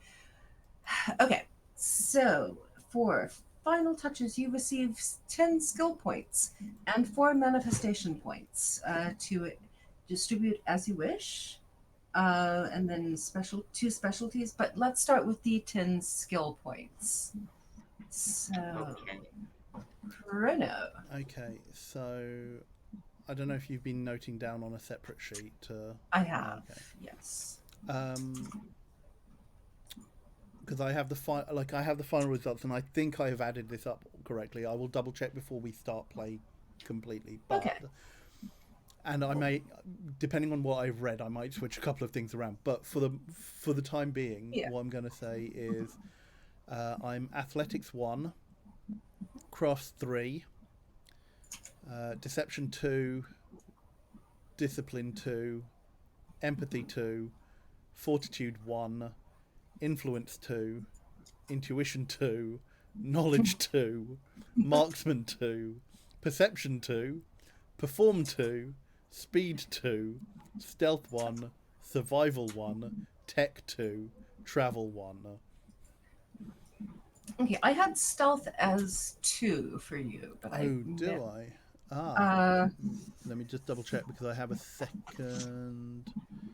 I might have. I think I only get stealth from my theology. I don't think I get it from anywhere Okay. else. I will take your word for that then. I might. It's very possible that I screwed. There isn't a manipulation skill shard. I believe that comes under influence. Mhm. Yes. Um, and then so in terms of the manifestations. Or do you want to? Ooh, yeah. Should we do that in a Let's. moment? Yeah. Maybe in a moment Okay, because I'm cool. going to need to pull up the manifestations no worries. page 143 Uh, and. so yeah, that's basically I put a couple of points. I basically boosted my crafts Mhm. and upped the social stuff. So put 2 points in deception, put an extra point in influence, Mhm. um, and that. I am not going to be good at fighting, or at least not fighting in the normal sense. Mhm. I have two. I Yeah. have two in marksman, but I have nothing in might and nothing in fighting. Eh, it's good. You Yeah. will find a way Yeah. to contribute if there are any fights. So, not saying there will be, not saying there won't be. No. There will be conflict Yes. though, definitely. Okay, so I have updated my skill sheet, my copy of your skill sheet Okay. to reflect yours. And Sam, 10 Mm-hmm. points to add as you wish. What I have, do Okay. you want me to read out what I have for you right now so far? And Yes. so we can check. Okay, I have for you crafts 1, Mm-hmm. discipline 2, empathy 2, fighting 1, intuition 4, knowledge 1, medicine 2, might 1, perception 3, speed 1, and travel 1. Wow. Yep, that's what I have too. Okay. Just a little bit of intuition on this character, like a tiny little Yeah, that's good. bit. Okay, so you Okay. have 10 points to add. Mm-hmm.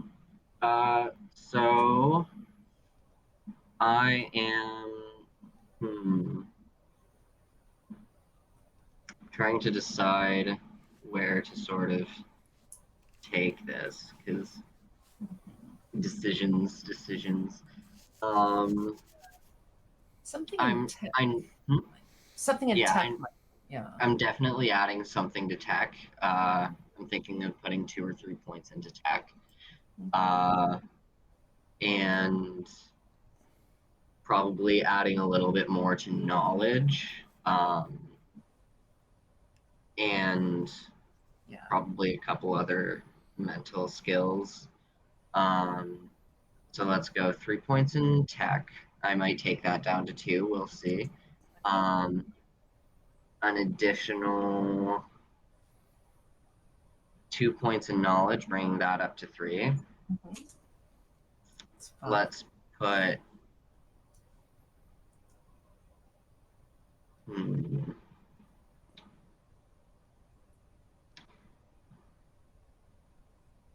I'm trying to decide whether I should go with social or physical for some of the other stuff because like there's not that many knowledge skills Mhm. really.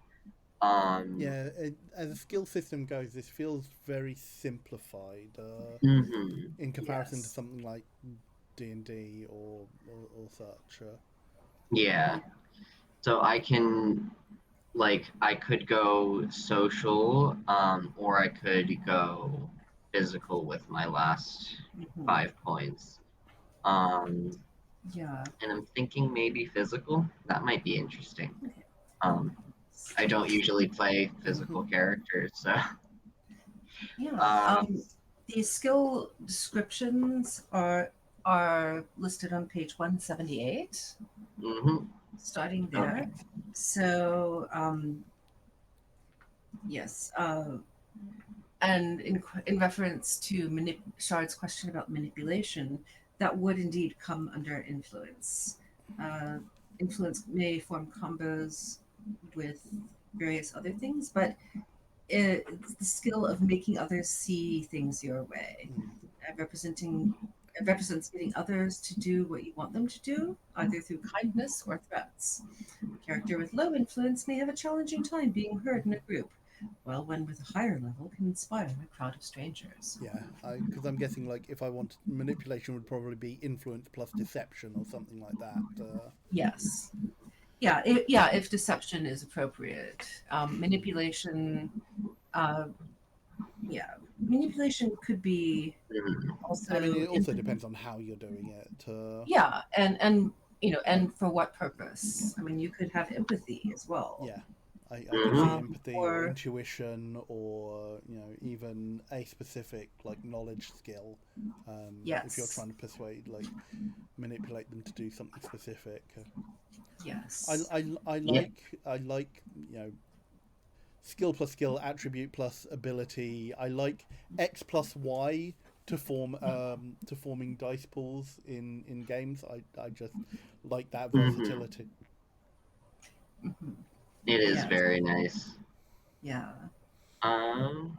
hmm. So, if you're looking at, let's see. Things to note: your fortitude affects your fortitude affects your health.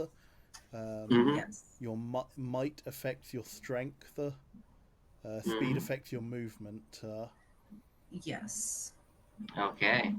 and Well, your I have I have one might, one speed, and Mhm. nothing in fortitude. Um. Hmm.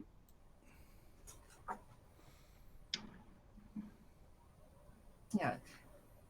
So with nothing in fortitude, your health would be 5, uh, Mm-hmm. out of which would be low on the scale, but it's not nothing. Yeah. Mm-hmm. I'm thinking maybe putting. Right. Uh, You will not snap like a reed in the breeze. I mean, I might. me in real life, nice. I mean, Like. my health is 6 and my strength is 1. Oh, sorry. Okay. Strength is athletics plus might. hmm Okay. Oh, yeah. Oh, yeah. I forgot that. Yeah. Okay. Okay, I get it. Sorry. Okay. I am. I think I'm going to put. Let's just double check what all of these do again. Okay, so Okay. overview of all the skills, or Hmm? do you Uh, need an I, overview? I'm Or sort of looking through them. okay, I'm okay, I think. A okay, lot of so them are intuitive. It's just a couple that are a little yeah, bit vague. Like might. Might is. yeah,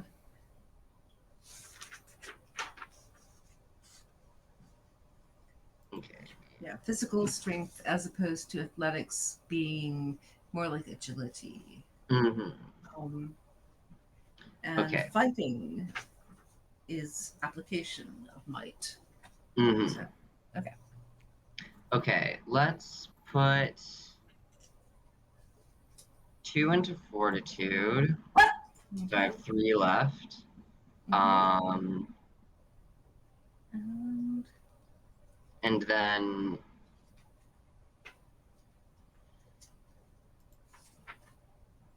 1 each into fighting might and athletics.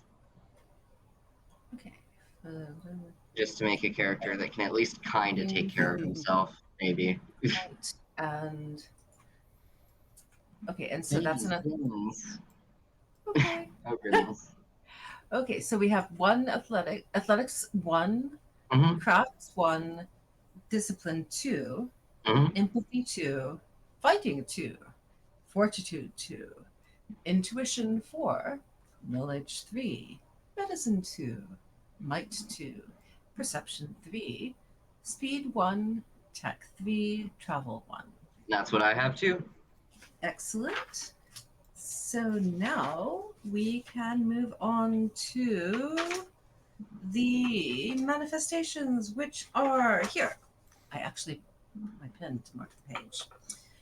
Manifestations are uh, extra goodies that are somewhat complicated. They begin on page 143 of the print, so that's 145 of the PDF. If you're doing the Yeah. jump to the page.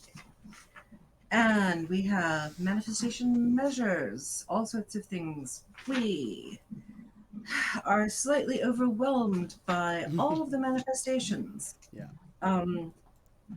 Okay. As folks can see on things, there's a lot of tables here that will go through on how you use it.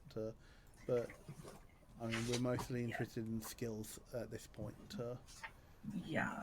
The manifestation categories each have multiple subcategories. But to begin with, Aegis is using your dominion for protection or shielding. And beckoning, or beckon, is the skill for calling or pushing away one's dominion. That can be banish, multiply, summon, etc. Journey is using one's dominion for movement or travel, and subcategories there. Minion shares one's dominion with other people and alters a target in accordance with your dominion. Minion always affects living beings or even creates life itself. You can so granting powers, enchanting, instilling life. Oracle is the ability to sense one's dominion or use one's dominion to gain information in various ways. And next page, puppetry is manipulating objects in your dominion without touching them.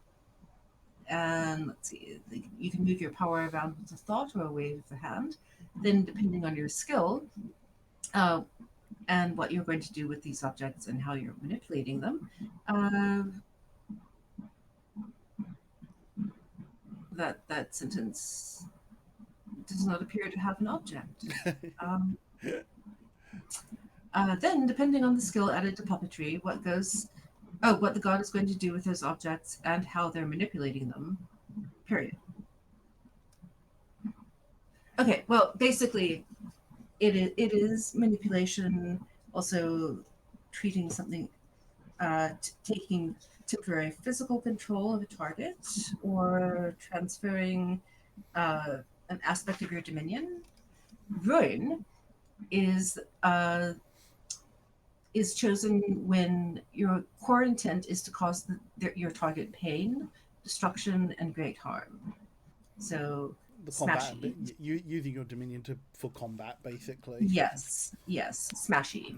Like you're going to create a giant hailstone and smash someone with it. Shaping manipulates the shapes of things in fantastical ways. Soul allows you to interact with spirits or incorporeal aspects of your dominion. And that is the end of the manifestations. We have, just listing the skills, we have 19 pages of different manifestations. This may be something, this may be something that requires some meditation that we will have, that we can go over off stream later, or that we can just hammer out during, say, a session 0, which I still do want to do now that we're getting a better idea of the characters, and that will help shape the plot that we go through. But Chrono, do you have your manifestations outlined at this point? I know roughly what I want to do with this. So from my theology and my what is it? is it archetype I get stuff from, or no, from from my Dominion and my Theology.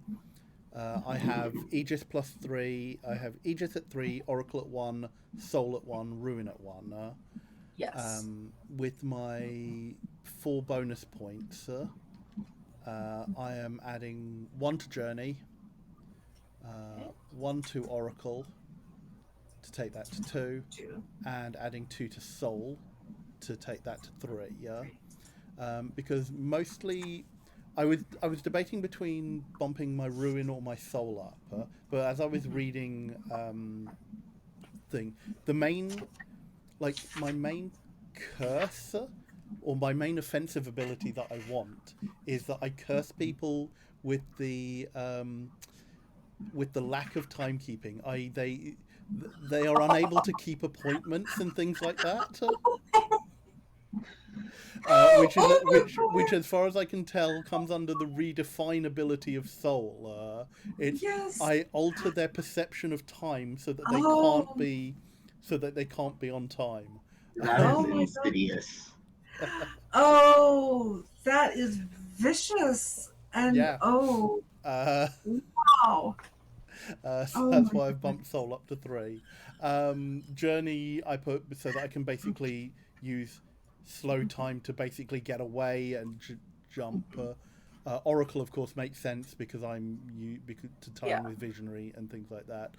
It's going to be interesting how I use Ruin, but I'm not sure about that. And obviously, using Time Shield to protect people, Yeah. as well. Fantastic.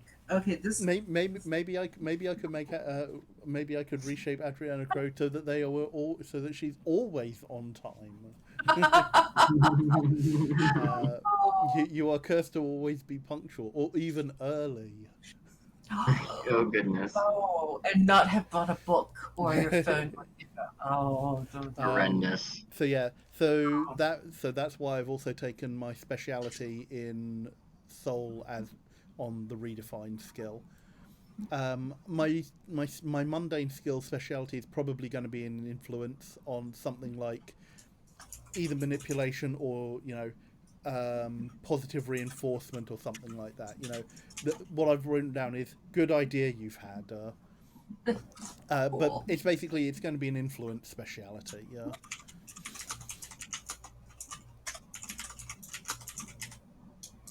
Okay. And did I run out of space? I will make your clocks fall apart as soon as they leave your workshop. Wow. Oh. Wow. Oh dear. But we're in the same Pantheon shard. We work together. But that doesn't mean that the trickster god cannot actually, taunt and tease their pantheon mates. Mm-hmm. This is true. Her pantheon mates. Sorry. Okay. So, Sam, do you have any idea? Right now, I have 1 point for you in each of puppetry, oracle, burn, and shaping, and then 2 points in soul. Questions? Yeah, if you have questions or want to find definitions read out, or if chat indeed wants such things. I think I'd like the definitions read out. Okay. For all of just for the main categories, or for the including the sub information. Main category should be good for now. Okay. Aegis is the manifestation for using one's dominion as protection or shielding. This can be performed for the god who casts it, or for someone else on whom they want to cast it. It focuses on keeping harm at bay, or even alerting the god to danger before it rears its head, like a danger sense. Spidey sense, essentially, but that's probably copyrighted. This is a favorite manifestation for gods who offer protection to their worshippers, making it harder for their enemies to destroy these relationships. And subcategories include protection field, purging, extracting something unwanted from somebody or something, and warning, uh, with basically an early alert system. And beckon. Beckon is the skill for calling or pushing away one's dominion. Characters can use beckon to draw or dispel living or non-living things, people, or even ideas, depending on their dominion. This manifestation is a favorite of gods who possess physical dominions, be it computers, beasts, or one of the world's most or powerful elements. It allows them to always have their dominion present for them to manipulate. That may be a useful thing with ice Hmm. or hail. It includes banish, sending away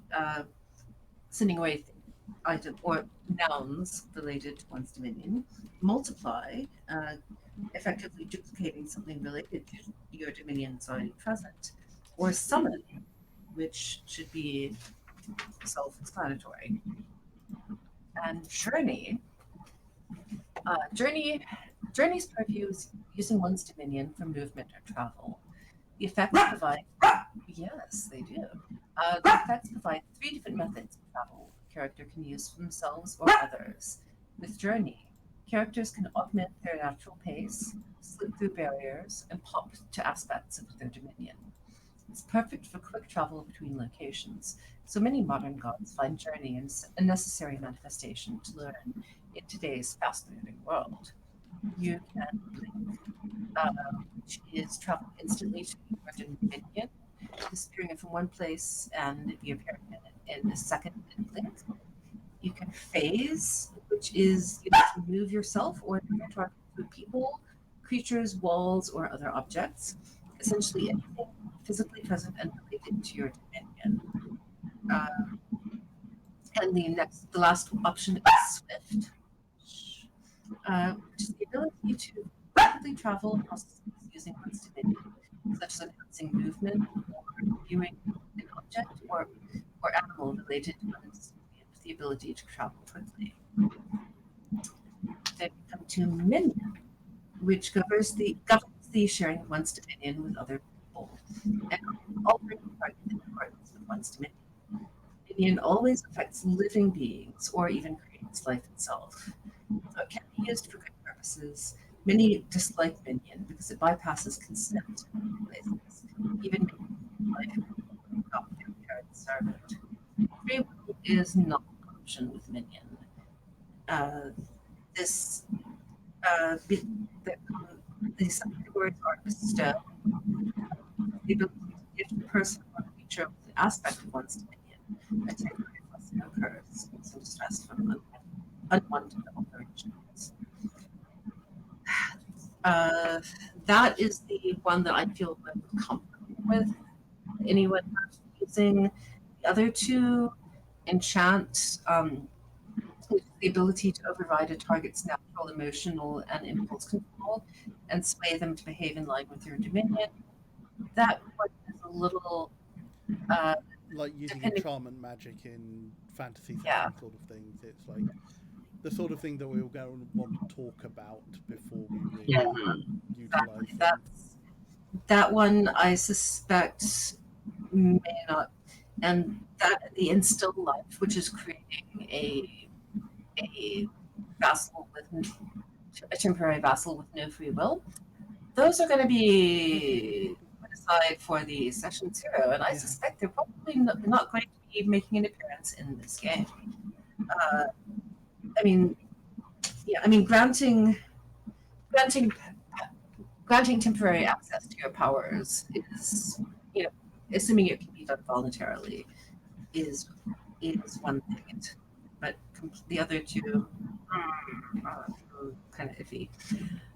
Moving on to Oracle. It is the ability to sense one's domain or use one's dominion as one's dominion or use one's dominion to gain information. With this manifestation, a god can extend their senses over a large area, even through time. Many gods favor Oracle, as it gives them an edge when strategizing or investigating, but others stay away from it because they learn things they never should have known. This can include area sense, reading minds, or a temporal view. Puppetry is another potentially iffy thing. Puppetry allows a god to manipulate objects in their dominion without touching them. You can move their power around with a thought or the wave of a hand. Then, depending on the skill added to puppetry, what the god is going to do. So it's like it's basically it's Yeah, telekinesis. yeah, Mhm. The yeah. yeah. Thank you. Yeah, excellent summary. And actually, that one is less iffy because even though the term one of the categories is called marionette, which made me very I but think that's more bringing something inanimate to making something inanimate animate, but without necessarily yeah, without necessarily imparting life like, or such to it. that It's makes more sense. Sorry, sorry.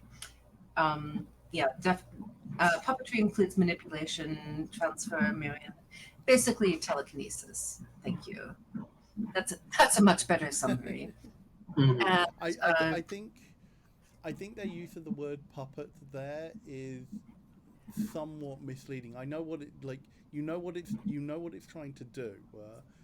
yeah, Um, uh, and it's almost like an old school usage of the verb to puppet. Um, yes, yeah, Mhm. that's true. Um, okay. Ruin is when your core intent is to cause pain, destruction, great harm. Could be destructive or decaying, very precise pain in only one part of the body, or directed at a specific target. Always about destruction, making it a favorite for more malevolent deities out there. You have Blast, Geese, which I'm assuming is pronounced that way, and not Chaos or whatever. And then Warrior, which is uh, so you have basically a direct zap, putting a curse on someone, or fight. You can improve your natural battle capabilities. Then we have two more to go. Almost done. Shaping allows gods to manipulate the shape of things in fantastical ways.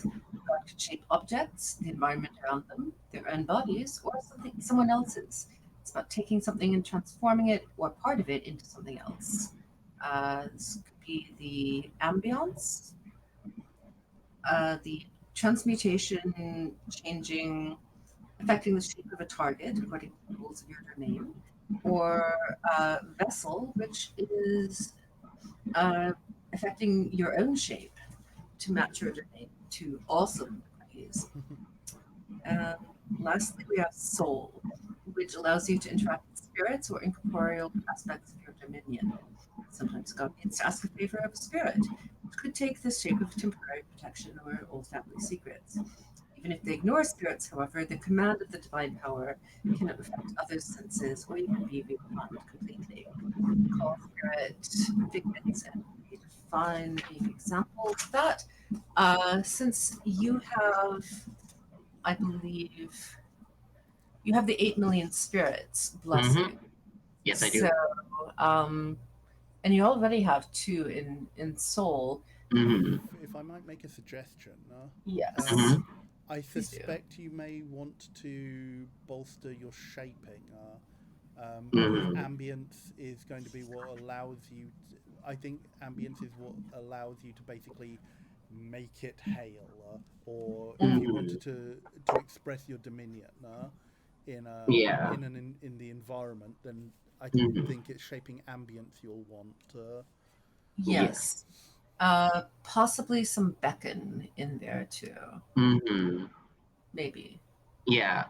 Maybe. Or if you just simply want to go destructive, bolster your ruin. Which is also fun. Yeah, Yeah. Uh huh.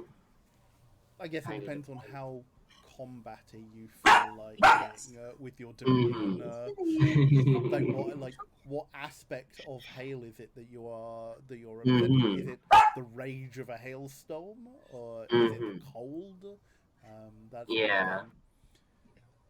I Let's suspect you can pick see. something, and then once you read more, work out Yeah. exactly Mhm. how it is that you want it Yeah. to Yeah. manifest.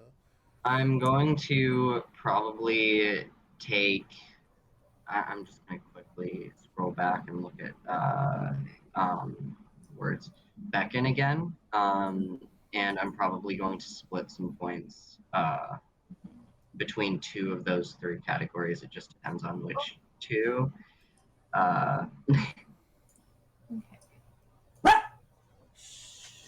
God, there are so many pages. Oh god.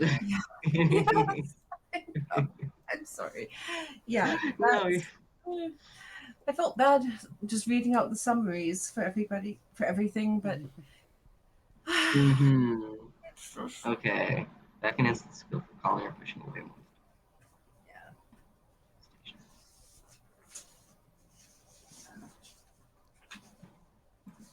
and yeah, because sometimes I kind of feel like they're having to stretch for synonyms. Like beckon could just be summoning, but then Yeah, beckon summon could also be what you want to create the storm. So maybe it's an aspect of, maybe it's both. Maybe you want to split between shaping and beckon. Yeah. If that's the sort of thing you want to go for. yeah.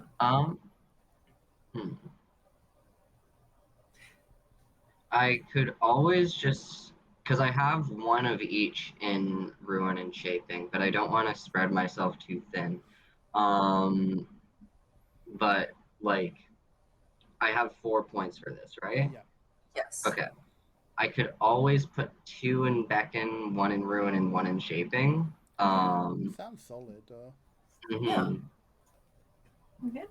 Let's go with that. Okay. If I decide to change anything before we actually start, I'll let you know. I'll be Okay. looking over this later to make sure I've got everything in order. But Okay. Awesome. So that's a 2 in beckon, ruin, shaping, and soul, and then a 1 in puppetry.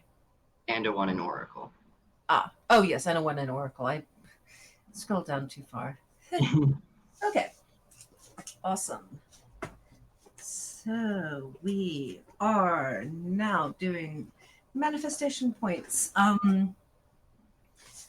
We will also be rolling 2d10. If you look on the third page of your character sheet, there should be a little grid. And this is where we put landmarks. And points of interest applies generally to individual bonds, landmark bonds, and worshippers. But there are some exceptions to this rule. So, let's see, we do. Oh, I'm sorry, I skipped over specialties of choice: 1 skill, 1 manifestation. Okay.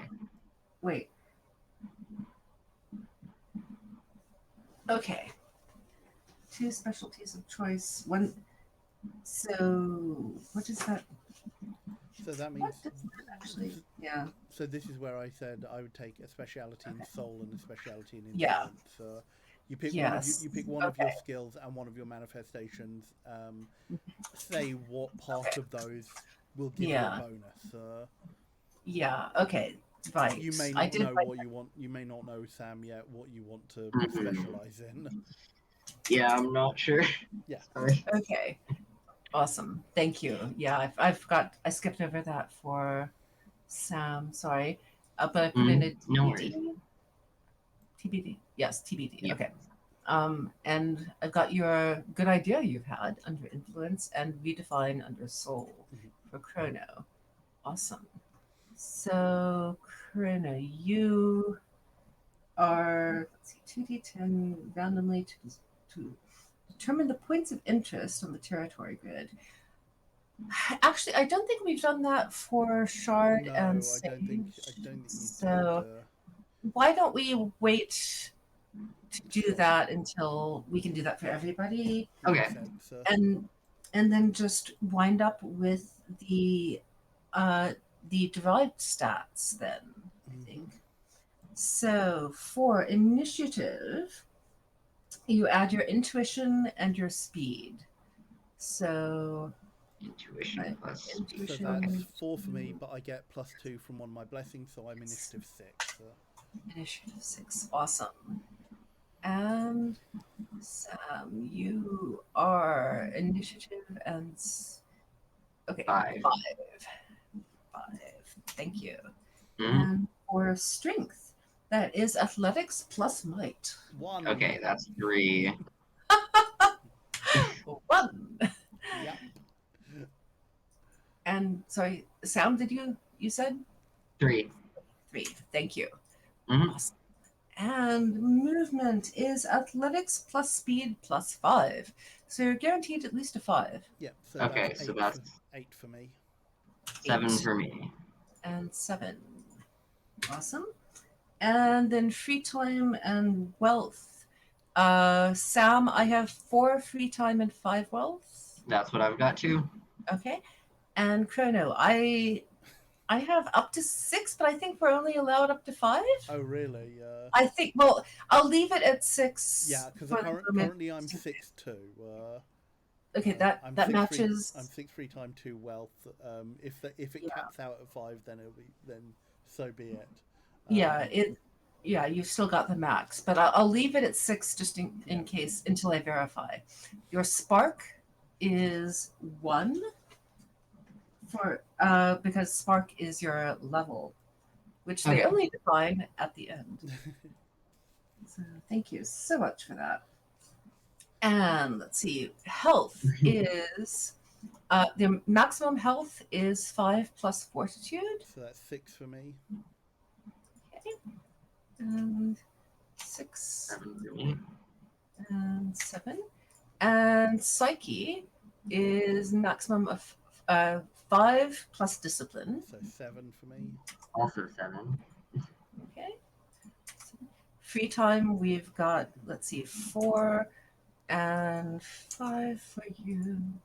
And then that is 6 and 2 for you. Legendary axe, blah, blah, blah. We don't have any of those yet. Fragments is maximum spark times 3. Your spark Also. is 1, so you get 3 fragments to start out with, and you can spend those for active skills and so on. Yeah. So that, I believe, I just accidentally zoomed way in. Not meaning to do that. What the hell are you doing? Okay, sorry. I forget that the scroll wheel on this mouse is slightly hypersensitive. So I believe that is the extent. Chrono, since you have gone through this, am I missing anything? No, I think aside from finalizing everything and doing the territory map, I think, and Okay. whatever ancillary things, name, age, etc. Okay. That you want to do. That's pretty much it. So yeah, that is my character Sandal Sandy Chronopoulos. Sand. Yep. Sandy Chronopoulos, Greek American father, Sri Lankan mother. Awesome. No prizes for guessing what the inspiration for that name was. Um, I mean, Chronopoulos is an actual Greek surname, so It is. So there. Yeah, I'm pitching myself at probably early to mid 20s. Okay. Excellent. Making a note of that. 20s semicolon. Let's not use the slash there. Okay, excellent. And Sam, do you have any idea about your name and age and heritage? Okay, my character is not going to have a name by the end of this session, I fear, but That is fair. I'll come up with something before tonight, I hope. I still Um, owe I still owe Knight my character's name yeah, for Rollmaster. Rollmaster. Yeah, Yes. it took me a while to come up with that one. Um, I know he's a horny dwarf. Besides that, I don't know their name though. wonderful. Okay. Okay. Yeah. So my character is going to be 28, maybe a little bit older. And as for heritage, um, probably just God. Sorry, I just Oh, cannot get over that pun. Um, the my character is probably just going to have mixed white bread heritage. Um, Mixed mhm, European yes. ancestry. Okay. Mhm. Or general. Okay. Sounds awesome. And let's see, dice. Okay. This, making sure I have the name spelled correctly. Awesome. Then we, I believe, are done. Thank you Beautiful. so much. That is it for today, then. I hope you have enjoyed this character creation. We will be returning 3 Saturdays from now with the first game of Part Time Gods. This time next week, though, next Saturday, we will be starting a new game uh, with Alexia at the helm. This is, I believe, called Raging Yeah, Grannies. Alexia is intending to do a one shot, in theory, a one session one shot of Raging Grannies. Meaning She it will has take much of the rest of the year. she has the players. It is a straightforward game apparently. So yeah, that's happening to next Saturday. Tomorrow is Deeper Dreams, Thank you. K2's Pathfinder game. Will be resuming in the Sunday slot, and Mhm. yeah, going forward, we've got a full lineup Mhm. for everyone's edification, Mhm. Exactly. including two new games starting in a fortnight's time. Mhm. On the 15th, we've got Nightbites kicking off a Rollmaster game, which I believe both of you are in. Mhm. Yes. Yes, we are. Yes. And on Sunday the 16th, I start chapter 1 of my Gaia Complex campaign, Connect the Dots, Mhm. with chapter 1, Took a Midnight Train. Ooh. Cyberpunk dystopia with vampires is how I am billing it, and we shall And see how that comes out. people who can talk to animals. Yes. Excellent. So yes, we have lots of content coming up. Please follow the channel if you would like to keep up with our streams. We also are on Twitter at hint_plays, I believe. Uh, I believe that's it. And also, some of our players are streamers. Sam, I don't believe you have not succumbed to the siren call of Twitch, but My Chrono. laptop couldn't handle it. Oh, That is fair. Yes, I stream Saturdays, Fridays, Wednesdays, Fridays, and Saturdays usually. I believe next week is going to be a little bit up in the air because I may be seeing my family. So the only stream that is definite is Wednesday at 6 p.m. BST. I will be continuing with Immortals Phoenix Rising. Think Assassin's Creed open world, but with Greek mythology and very sassy writing. I am really enjoying it, and we'll be carrying on with that. yes. And so definitely well worth a follow if you are looking for entertaining and chill streams. And intellectual discussion, and also meeting Magic the Gathering, and basically all the good things. If you like what we do, you can get involved by following us and by donating, as Krona was kind enough to put the link in the chat, !donate. We also have a Discord where streamers and gamers can chat, plan, and support each other, !Discord, as Krona also did, I believe. Yes, we'll get you the link there.